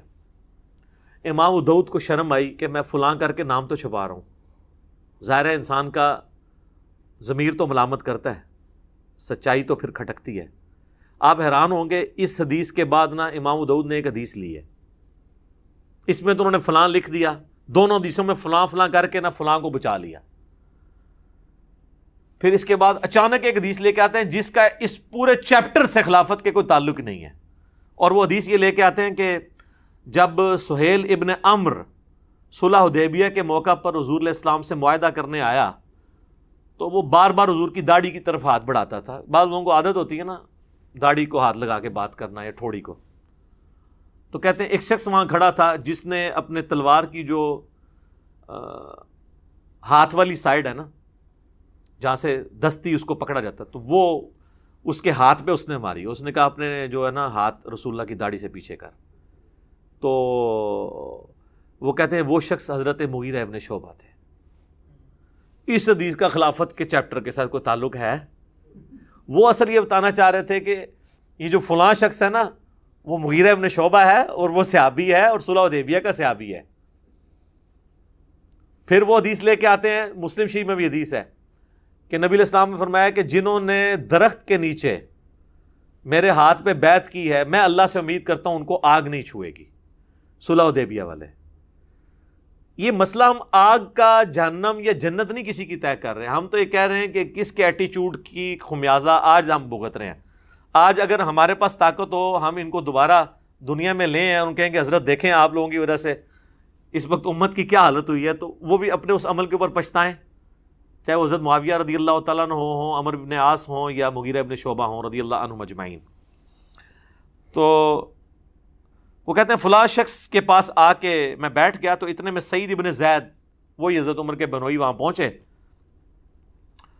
تو اس فلاں شخص نے ان کو اپنے پاس تخت پہ بٹھا لیا. اس وقت آپ مسجدوں میں تخت لگے ہوتے تھے کیونکہ گورنر وہیں بیٹھتے تھے, ایک پورا ایک سلسلہ تھا, مسجد ہی آفس ہوتی تھی. ان کا استقبال کیا. اتنے میں ایک شخص جس کا نام قیس بن علقمہ تھا وہاں پر آیا تو حضرت مغیرہ ابن شعبہ, یعنی یہاں تو انہوں نے لکھا فلاں نے اس کا بڑا استقبال کیا اور اس نے مسلسل گالی گلوچ شروع کر دی. جس نے ابھی ہو گئی, بوڑھوں کو عادت ہوتی ہے نا, وہ جو ساتھ بیٹھے ہوتے ہیں ان کو پتا ہوتا ہے کہ کس کو گالیاں نکال رہا ہے. نیا بندہ پوچھتا ہے کیوں لگے آئے, چاہے وہ کبھی حکمران کو نکال رہا ہو کسی مولوی کو, تو ساتھ کے لوگ تو جانتے ہیں. تو اس نے صرف سیدھی گالیاں نکالی, فلانا یہ اس پہ لعنت, یہ نام لیے بغیر. تو حضرت سعید ابن زید نے کہا یہ کس کو گالیاں نکال رہا ہے؟ تو انہوں نے کہا یہ علی ابن ابی طالب کو نکال رہا ہے. یہ فلاں نے جب کہا, فلاں کون؟ مغیرہ ابن شعبہ, مسند احمد میں آ جائے گا آگے. اللہ اکبر. اب ادھر تو فلاں ختم نہیں ہو سکتا تھا نا, یہاں پہ الفاظ ہیں. سعید ابن زید نے فرمایا میں دیکھ رہا ہوں کہ تمہارے سامنے اصحاب رسول کو گالیاں دی جاتی ہیں اور تم اس کو نہ تو برا سمجھتے ہو نہ ان لوگوں کو روک رہے ہو, حالانکہ میں نے خود رسول اللہ سے یہ بات سنی تھی اور میں اس بات سے ڈرتا ہوں کہ میں کوئی ایسی بات رسول اللہ کی طرف منسوب کروں جو آپ نے نہ فرمائی ہو اور قیامت والے دن رسول اللہ مجھ سے پوچھ لیں کہ تو نے مجھ پہ جھوٹ کیوں باندھا تھا. وہ کہہ رہے ہیں میں تو ڈرتا ہوں, میں نے خود رسول اللہ سے یہ سنا تھا کہ ابو بکر جنت میں ہے, عمر جنت میں ہے, عثمان جنت میں ہے, علی جنت میں ہے, طلحہ جنت میں ہے, زبیر جنت میں ہے, سعد ابن ابی وقاص جنت میں ہے, عبد الرحمن بن عوف بھی جنت ہے, اور میں 10ویں کا نام بھی بتا سکتا ہوں. پھر حضرت سعید ابن زید خاموش ہو گئے. مسجد میں آوازیں بلند ہونا شروع ہو گئیں کہ وہ 10واں شخص کون ہے. تو انہوں نے فرمایا وہ 10واں شخص میں ہوں, سعید ابن زید. اللہ. پھر فرمایا تم سب سن لو, رسول اللہ کی مائیت میں کسی صحابی کا چہرہ غبار آلود ہونا تم میں سے کسی کے سارے عمر کے نیک اعمال کرنے سے بہتر ہے, خواہ اسے سیدنا نوح علیہ السلام جتنی عمر ہی کیوں نہ دے دی جائے. یہ آپ کو حدیثیں تو بیان کرتے ہیں, آپ کو یہ نہیں بتاتے یہ حدیثیں کن لوگوں کو سنائی جاتی تھی, جن لوگوں کا آپ دفاع کر رہے ہیں اور جن کے فضائل آپ کو سنانے چاہیے ان کے فضائل سنانے کو آپ رافضیت کہتے ہیں. تو پھر سب سے بڑے رافضی تو سعید ابن زید ہوئے, نعوذ باللہ. یہی حدیث پھر مسند احمد میں میں نے پورا اس کا ایک طریق نقل کیا، اس میں الفاظ موجود ہیں، اور اس میں الفاظ ہیں جب وہ گالیاں دیتا ہے نا وہ قیس بن علقمہ، تو حضرت سعید ابن زید غصے میں کہتے ہیں اوئے مغیرہ، اوئے مغیرہ، اور حدیث کے الفاظ ہیں وہ 3 دفعہ کہتے ہیں، یعنی 6 ہو گئے. تو کہتے ہیں یہ کہاں؟ وہ کہتے ہیں جی صحابی سے اس طریقے سے تو نہیں بات کر سکتا تھا. یار حضرت علی پہ لعنت ہو رہی ہو تو یہ کہا جائے گا کہ پیارے مغیرہ بھائی جان یہ کیا کر رہے ہیں آپ؟ آگ ہی لگے گی نا ایک سابقون الاولون میں سے سعید ابن زید کو. ٹھیک ہے، اللہ اکبر. پھر انہوں نے پوری وہ حدیث بیان کر دی. ایک اور حدیث سنن نسائی الکبریٰ کے اندر ہے، وہی فضائل صحابہ والے چیپٹر میں. اس میں تو واضح الفاظ ہیں کہ وہی تابعی عبداللہ کہتے ہیں کہ حضرت مغیرہ نے خطبہ دیا اور اس میں سیدنا علی کو سب و شتم کا نشانہ بنایا، تو اس پہ سعید ابن زید نے فرمایا میں گواہی دیتا ہوں کہ میں نے رسول اللہ سے خود سنا تھا، اے ہیرا پہاڑ تھم جا، تجھ پر اس وقت نبی، صدیق اور شہید ہی تو ہیں. پھر نبی علیہ السلام نے فرمایا ابو بکر، عمر، عثمان، علی، طلحہ، زبیر، سعد ابن ابی وقاص، عبد الرحمن بن عوف اور سعید ابن زید سب جنت میں ہیں. عشرہ مبشرہ کی رٹ لگائی ہوتی ہے اہل سنت کے ہاں، یہ عشرۃ مبشرۃ حدیث بھی نہیں 10 جنتی صحابہ کی بیان کر سکتے، آدھی بیان کرتے ہیں. ایک اور حدیث سنن نسائی الکبریٰ کے اندر یہی تابعی کہتے ہیں کہ میں سعید ابن زید کے سامنے بیٹھا تھا تو وہ فرمانے لگے ہمارے حکمران ہمیں حکم دیتے ہیں کہ ہم اپنے بھائیوں پر لعنت کریں. الفاظ ہیں نلعن اخواننا، یہ کہتے ہیں سب کا مطلب تنقید ہے، اس میں لعنت کے الفاظ ہیں. اور بے شک ہم تو کبھی لعنت نہیں کریں گے بلکہ ہم تو ان کے لیے اللہ کی بارگاہ میں دعا ہی کریں گے. میں نے رسول اللہ سے خود یہ بات سنی تھی کہ آپ فرما رہے تھے ان قریب میرے بعد بہت فتنے ہوں گے. بنو امیہ کو سعید ابن زید کہہ رہے تسی وہی فتنے ہو جڑے حضور نے دسے سن، ساڑھے تے مسلط ہو گے. اور ایسے ایسے ہوگا. اسی دوران ایک شخص وہاں آیا اور اس نے سعید ابن زید سے کہا میں تو حضرت علی سے دنیا میں ہر چیز سے بڑھ کے محبت کرتا ہوں. ہم تو کہہ رہے ہیں سبحان اللہ، یہ لوگ ہوتے کہتے ہیں اس کو ایران سے فنڈ آتا ہے، رسول اللہ سے بھی بڑھ کے محبت کرتا ہے. یقیناً رسول اللہ سے بڑھ کے نہیں کرتا. نہیں اور باقیوں کدھر گئے؟ یہ تو رافضیت شیعت والی باتیں ہیں. سعید ابن زید کو جب اس نے کہا نا کہ یہ تو لعنت کرواتے ہیں اور میں علی کو ہر چیز سے بڑھ کر محبوب رکھتا ہوں، اس پر سعید ابن زید نے کہا تمہیں بشارت ہو، تم ایک جنتی انسان سے محبت کرتے ہو. پھر سعید نے کہا سنو، رسول اللہ سے میں نے خود سنا تھا ابو بکر، عمر، عثمان، علی، طلحہ، زبیر، عبد الرحمن بن عوف، سعد ابن ابی وقاص یہ سب جنت میں ہیں. اگر چاہوں تو 10ویں کا نام بھی بتا سکتا ہوں. 10ویں وہ خود تھے. پھر جب لوگوں نے زور لگایا تو پھر انہوں نے اپنا نام بتایا. ایک اور حدیث ہے سنن نسائی الکبریٰ کے اندر اور یہ ابو داؤد کے اندر موجود ہے. عبد الرحمن تابعی کہتے ہیں کہ سعید ابن زید حضرت مغیرہ ابن شعبہ کے پاس بیٹھے تھے تو حضرت مغیرہ نے حضرت علی کے بارے میں نازیبا الفاظ کہے تو سعید ابن زید وہیں پر کھڑے ہوئے اور فرمایا میں رسول اللہ سے خود یہ سن چکا ہوں کہ اہل قریش میں سے 10 لوگ جنتی ہیں، رسول اللہ، ابو بکر، عمر، عثمان. اچھا اس میں انہوں نے حضرت علی کا نام حضرت عثمان سے بھی پہلے لے دیا کیونکہ ان پہ سب و شتم ہو رہا تھا. شیخین کی فضیلت پہ تو اہل سنت کے ہاں اتفاق ہے، لیکن حضرت علی اور عثمان والی فضیلت جو ہے اس میں اختلاف پایا جاتا ہے. تو یہاں انہوں نے حضرت علی کا نام پہلے لیا، حضرت عثمان، طلحہ، زبیر، عبد الرحمن بن عوف، سعد ابن ابی وقاص اور پھر اپنا بھی ذکر کیا. اب میں اس کو کنکلوڈ کرتا ہوں. میرے بھائیو مسند احمد میں ایک حدیث ہے، اس کی صحت میں اختلاف ہے. مشکات میں بھی حضرت علی کے چیپٹر میں حدیث ملتی ہے کہ جس نے علی کو گالی دی رسول اللہ نے فرمایا اس نے مجھے گالی دی. اب جو نبی علیہ السلام کو گالی دیتا ہے اس کا معاملہ پھر کیا ہوگا؟ اس کی سند پہ اختلاف ہے، لیکن شیخ زبیر لیزئی صاحب اللہ تعالیٰ ان کی قبر کو نور سے بھر دے، ان کو نیک کاموں کا اجر دے، انہوں نے بڑا انصاف کیا. انہوں نے مشکات میں حدیث آئی نا تو اس کی فوٹ نوٹ پہ لکھا کہ اس کی سند تو ضعیف ہے، لیکن جو روایت مسند ابی یعلا میں موجود ہے، جو الموجب الصغیر طبرانی میں بھی ہے، اور سنن نسائی الکبریٰ جس کو امام ابن سنی نے جو چیپٹر نکال دیا تھا اس کے اندر بھی موجود ہے، خصائص علی اور یہ والا چیپٹر 2،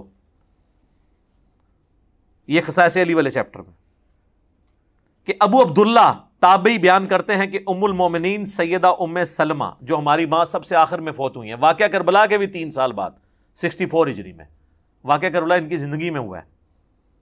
ام سلمہ وہ کہنے لگی کہ تمہارے ممبروں پر رسول اللہ کو گالیاں دی جاتی ہیں. تو تابعی کہنے لگا معاذ اللہ، یہ کیسے ہو سکتا ہے؟ تو انہوں نے کہا کیا تم حضرت علی اور ان سے محبت کرنے والوں کو گالیاں نہیں دیتے ہو؟ یہ کہتے تھے علی پر لعنت نعوذ باللہ، علی سے محبت کرنے والوں پر لعنت نعوذ باللہ۔ تو ام سلمہ نے کہا کہ تم رسول اللہ کو گالیاں دے رہے ہو، کیا تم یہ نہیں کہتے ہو علی اور اس سے محبت کرنے والوں پر لعنت؟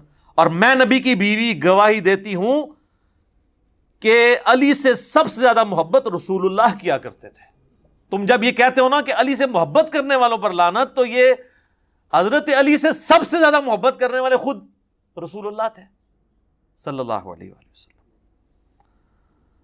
اس پہ تو میں وہ آیت ہی پڑھوں گا، سورۃ الاحزاب کی آیت نمبر 57، جو آیت درود سے اگلی آیت ہے، ان الذین یؤذون اللہ ورسولہ لعنہم اللہ فی الدنیا والآخرہ وأعد لهم عذابا مہینا۔ بے شک جو لوگ اللہ اور اس کے رسول کو تکلیف دیتے ہیں ان پر اللہ کی لعنت ہے، دنیا میں بھی اور آخرت میں بھی، اور اللہ تعالیٰ نے ان کے لیے ذلیل و خوار کر دینے والا عذاب تیار کر رکھا ہے، والعیاذ باللہ تعالیٰ۔ اللہ کی لعنت ہے جو یہ حرکت کر رہے ہیں، ہم لعنت نہیں بھیجتے، ہمیں نبی الاسلام نے اس سے منع کیا ہے۔ ہم جھوٹے کو بھی ڈائریکٹ نہیں کہیں گے کہ تو لعنتی ہے، ہم یہ کہیں گے تیرے اس عمل کی وجہ سے تو لعنت کا مستحق ہوا۔ یہ ایک شرعی مسئلہ آپ یاد رکھیں۔ ہمارا جو اختلاف ہے نا روافظ کے ساتھ، غالی شیعوں کے ساتھ، وہ یہ ہے کہ آپ لعنت آپ نہ بھیجیں، جس نے کیا وہ خود بھگتے گا، اور جو فوت ہو چکا وہ اپنے انجام کو ویسے ہی پہنچ چکا، ضرورت ہی نہیں ہے۔ آخر میں 2 حدیثیں بیان کر کے اس ٹاپک کو میں کنکلوڈ کرتا ہوں، ورنہ تو گھنٹوں بولا جا سکتا ہے۔ صحیح مسلم میں 240 نمبر حدیث ہے، سیدنا علی کہتے ہیں کہ اس رب کی قسم جس نے دانے کو پھاڑ کر اناج کو اگایا اور مخلوقات کو پیدا کیا، نبی امی نے مجھ سے یہ عہد لیا تھا کہ اے علی، صرف مؤمن ہی تجھ سے محبت رکھے گا اور صرف منافق ہی تجھ سے بغض رکھے گا۔ محبت علی از دا لٹمس ٹیسٹ آف ایمان۔ میں اس کی انجینئرنگ نہیں کرتا اس حدیث کی، جس سے فٹ اسے گفٹ، بس میں اسی کے اوپر اس کو کنکلوڈ کرتا ہوں۔ اور آخری حدیث جو مسند احمد میں مرفوع روایت بھی موجود ہے، مشکات کے اندر بھی موجود ہے، کہ نبی الاسلام نے فرمایا تھا اے علی، تم میری امت میں عیسیٰ ابن مریم کی مثل ہو۔ عیسائی ان کی شان میں غلو کر کے برباد ہو گئے، اور یہودی ان کی گستاخی کر کر برباد ہوئے، حتیٰ کہ ان کی والدہ پر بھی تہمت لگائی۔ اور اس کے ساتھ یہ الفاظ ہیں، حضرت علی کہتے ہیں میرے بارے میں بھی 2 طرح کے لوگ تباہ ہو جائیں گے، میری محبت میں غلو کر کے اور میری دشمنی میں۔ اس کی روایت کی سند پہ اختلاف ہے، لیکن اس کو سپورٹیو حدیث فضائل صحابہ احمد بن حنبل کی کتاب میں 2 روایتیں ہیں، حضرت علی سے موقوفاً خود حضرت علی کہہ رہے ہیں، اور جب غیبی خبر کوئی صحابی بیان کر رہا ہو تو یہ امپلائیڈ ہوتا ہے کہ نبی نے ہی ان کو خبر دی ہے، کیونکہ علم الغیب اللہ کی طرف سے صرف نبیوں کو عطا ہوتا ہے جو غیبی خبریں ملتی ہیں۔ سورہ آل عمران کی آیت نمبر 179 ہے نا، کہ اللہ کی یہ شان نہیں کہ تمہیں غیب پر مطلع کرے، مگر وہ اپنے رسولوں میں سے جسے چاہتا ہے چن لیتا ہے، پھر ان کو غیبی خبریں دیتا ہو۔ تمہارا کام ہے کہ تم رسولوں پر ایمان لاؤ، ان کی غیبی خبروں پر۔ تو مولا علی کہتے ہیں کہ فضائل صحابہ احمد بن حنبل کی کتاب میں کہ میری وجہ سے 2 فرقے گمراہ ہوں گے اور میری وجہ سے 2 فرقے دوزخ میں جائیں گے۔ یہ دونوں الفاظ ہیں، ایک میری محبت میں غلو کر کے اور ایک میری دشمنی میں، یعنی رافضی اور ناصبی۔ رافضیوں کی اکثریت جو محبت میں غلو کرتے ہیں اہل تشیع میں پائی جاتی ہے، اور ناصبیوں کی اکثریت اہل سنت میں پائی جاتی ہے، اگرچہ اہل سنت میں ان کی کتے کی بھی اوقات نہیں ہے، لیکن وہ اپنے آپ کو چھپا کر لانچ کرتے ہیں، اور پھر ہمارے جیسے لوگ بھی دنیا میں موجود ہیں تو جو ان کو ننگا کر دیتے ہیں۔ بہرحال پریکٹیکلی مجھ سے لوگ اکثر پوچھتے ہیں، چلے آج میں یہ بھی ٹروتھ ریویل کر دیتا ہوں کہ جی ہم بار بار یہ نعرہ لگاتے ہیں کہ نہ میں وہابی، نہ میں بابی، نہ ہم سو کالڈ وہابی ہیں، کوئی علمی بات کرے اسے وہابی کہتے ہیں، نہ ہم بابی ہیں، بابوں کا دفاع کرنے ہیں۔ اور بابی میں یہ سارے فرقے شامل ہیں، بریلوی، دیوبندی، اب تو خیر اہل حدیث بھی شامل ہو گئے، اور شیعہ جو اپنے بابوں کے پیچھے چلتے ہیں۔ نہ میں وہابی، نہ میں بابی، میں ہوں مسلم علمی کتابی۔ بہرحال اگر ہم سے کوئی مین سٹریم جو امت میں 2 دراڑیں ہیں، سنی اور شیعہ، اس میں پوچھے تو ہم کہیں گے ہم اہل سنت کے منہج پہ ہیں، انہی کی کتابیں ہم نے رکھی ہیں۔ اس کی وجہ ہے کہ پریکٹیکلی اہل سنت کا جو منہج ہے اس کو اللہ نے یہ غیبی تائید اس کے ساتھ کر دی ہے کہ اہل سنت میں ڈومیننٹ اکثریت اہل بیت سے محبت کرنے والی، اور ایون اہل بیت سے محبت کرنے والے لوگ بھی اپنے جذبات میں حد کو کراس کرتے ہوئے بنو امیہ پر لعنت نہیں کرتے۔ یا نعوذ باللہ یہاں پہ جو ناسبی بھی ہیں وہ بھی یعنی حضرت علی پہ سب و شتم کا نہیں سوچ سکتے، منہ چھپاتے پھرتے ہیں. لیکن اس کے اگینسٹ شیعہ میں ممبر ڈومیننٹ ان لوگوں کے ہاتھ میں جو خلفائے ثلاثہ پر یا حضرت معاویہ پر، عمر بن عاص پر، مغیرہ ابن شعبہ رضی اللہ عنہم اجمعین پر لعنت کرتے ہیں. میں قطعاً نہیں کہتا آپ ان سے علمی اختلاف نہ رکھیں، بلکہ واللہ شاید میرا علمی اختلاف آپ سے زیادہ ہو ان کے ساتھ. آپ کا جذباتی اختلاف ہے، میرا علمی ہے. اور رہی اہل بیت کی محبت، تو میں دنیا میں کسی سو کالڈ شیعہ سے اپنی محبت اہل بیت بھی ایکسچینج کرنے کے لیے تیار نہیں ہوں الحمدللہ. تو ہمیں کسی سرٹیفکیٹ لینے کی ضرورت نہیں ہے. لیکن یہ بات ماننے والی ہے کہ اہل سنت کے منہج کے ساتھ اللہ کی غیبی تائید ہے. عمر بن عبدالعزیز جیسے مجدد نے اس فتنے کا قلع کما کیا، یہ سب و شتم والے کا، آج تک دوبارہ اس فتنے نے سر نہیں اٹھایا الحمدللہ. اور آج بھی دیکھ لیں اللہ کے فضل سے غدیر خم پہ یہ پلیٹ فارم کھڑا ہے، قرآن کو بھی پکڑا ہوا ہے اور اہل بیت کو بھی. اہل بیت کا بھی دفاع اس پلیٹ فارم سے ہو رہا ہے، قرآن کی توحید بھی اس پلیٹ فارم سے بیان ہو رہی ہے. اہل بیت کے دفاع کے اندر علمی پلیٹ فارم کون سا ہے؟ سنی شیعہ کو پیش کرے نا. تو اللہ کے فضل سے یہ جو اسلام کی نشت ثانیہ ہو رہی ہے، امام محمد بن عبداللہ المہدی کی تیاریاں شروع ہو رہی ہیں، اس کے لیے دنیا کو اس پیج پہ آنا تھا. ادروائز تو یقین کریں کہ آپ ذرا، میرا ایک معصومانہ سوال ہے، کیا امام مہدی دنیا میں آ کر حضرت فاطمہ کی اولاد سے ہو کر حسن و حسینی ہو کر یزید کو رحمۃ اللہ علیہ کہہ رہے ہوں گے؟ آپ امیجن کر سکتے ہیں؟ اور یہاں تو لوگ اپنے جھوٹے لیڈروں کے دشمنوں کو گالیاں نکالتے ہیں، اپنے جھوٹے لیڈروں اور اپنے جھوٹے آباء اجداد کے دفاع کے لیے. جن کے آباء اجداد ہی سچے ہیں، جن کے گھر سے ہمیں دین ملا ہے، ان کی اولاد میں مسلمانوں کا امام جو پیدا ہوگا وہ یہ کہے گا کہ یزید ٹھیک تھا اور حسین جو ہے نعوذ باللہ باغی تھا، یا دونوں ٹھیک تھے؟ یا وہ یہ کہے گا کہ مولا علی نے جنگ جمل صفین اور نہروان جو باغیوں کے خلاف لڑی ہے وہ غلط لڑی ہے؟ نہیں. تو اس سے پہلے اس چیز کی ضرورت تھی کہ راہ ہموار ہو. تو دیکھیں سر کیسی راہ ہموار ہوئی ہے. آپ کیا سمجھتے ہیں صرف 50% جو مسلمان اردو سپیکنگ ہیں ان تک یہ دعوت پہنچ رہی ہے؟ نہ سر نہ. ہمارا یہ ریسرچ پیپر عربی میں بھی لوگوں نے فوٹو کاپی کرا کے عربیوں کو دیا ہے. اللہ کے فضل سے ان کے منہ سے بھی جھاگ نکلی ہے یا انہوں نے سچائی قبول کی ہے. اور عرب کے اندر بھی کئی اسکالر ہیں جو سچائی بیان کر رہے ہیں.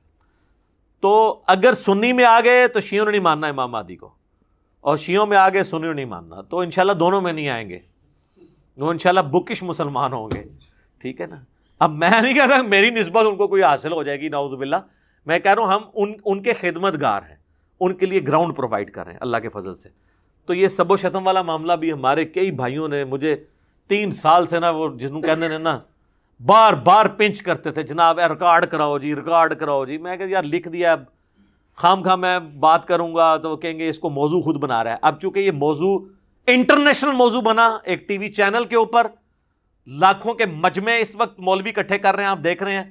اور وہ تنظیمیں جو بینڈ تھیں وہ دوبارہ سے سر اٹھا کے اسی کو کی پلی لے کر تو دوبارہ سے معاملے کو اچھال رہی ہیں. تو مجھے یہ موقع غنیمت ملا کہ میں ان تک بھی، وہ بیچارے مخلص لوگ ہیں، میں نہیں کہتا ان کے اخلاص میں شک ہے، بیچارے روتے ہیں صحابہ کی محبت میں، لیکن ان کو یہ نہیں پتا کہ وہ ان میں سے بعض ان لوگوں کی محبت میں بھی رو رہے ہیں کہ سارا کیا کرائی ان لوگوں کا ہے.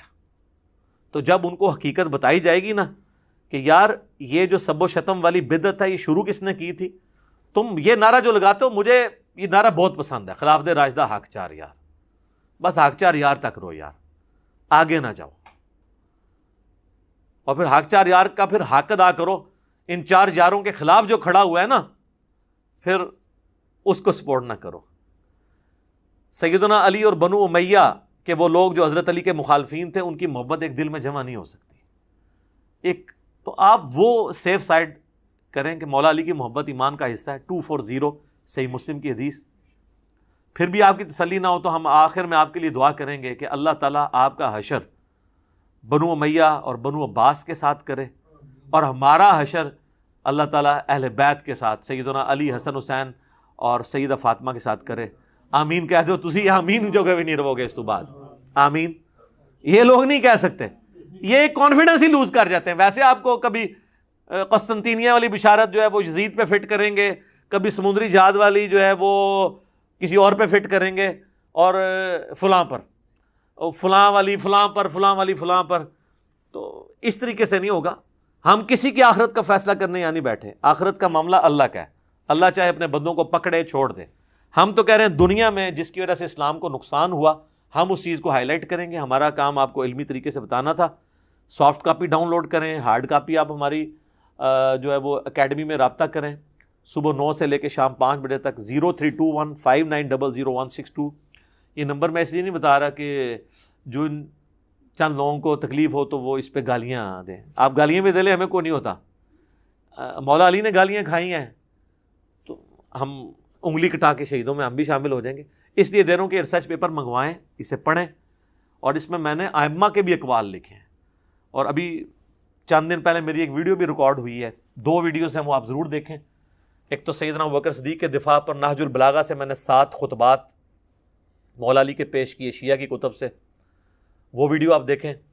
اور ایک ویڈیو ہے حضرت معاویہ رضی اللہ تعالیٰ عنہ اور ائمہ اہل سنت. 15 ریفرنسز میں نے اہل سنت کے اماموں سے، خلیفہ راشد سیدنا علی سے شروع ہوں، عمار ابن یاسر، پھر نیچے آتے آتے آتے وہ سارے بزرگ جن کا نام بھی آپ وضو کے بغیر لیتے ہوئے گستاخی سمجھتے ہیں، ان کے میں نے حوالے پیش کیے ہیں. ان کے سامنے میری باتیں اشر اشیر بھی نہیں ہیں. ملا علی قاری ہوں، بدر الدین عینی ہوں، شاہ عبد العزیز محدث دہلوی ہوں، اور بڑے بڑے بزرگوں کے میں نے حوالے دیے ہیں. اس میں احادیث کے حوالے دیے ہیں. سچ پیپر پڑھیں اور آپ یقین کریں جب یہ آپ پڑھیں گے نا تو آپ کے اندر سے ایک آواز نکلے گی. کیا کہ مرنے سے پہلے علی بھائی ہم نے کر لیا ہے غور، واقعی کتابوں کا خدا اور ہے اور بابوں کا خدا اور. تو یہ ہم اس لیے کہہ رہے ہیں کہ مرنے سے پہلے اے مسلمان کر لے اس پہ غور. کتابوں کا خدا اور ہے، بابوں کا خدا اور.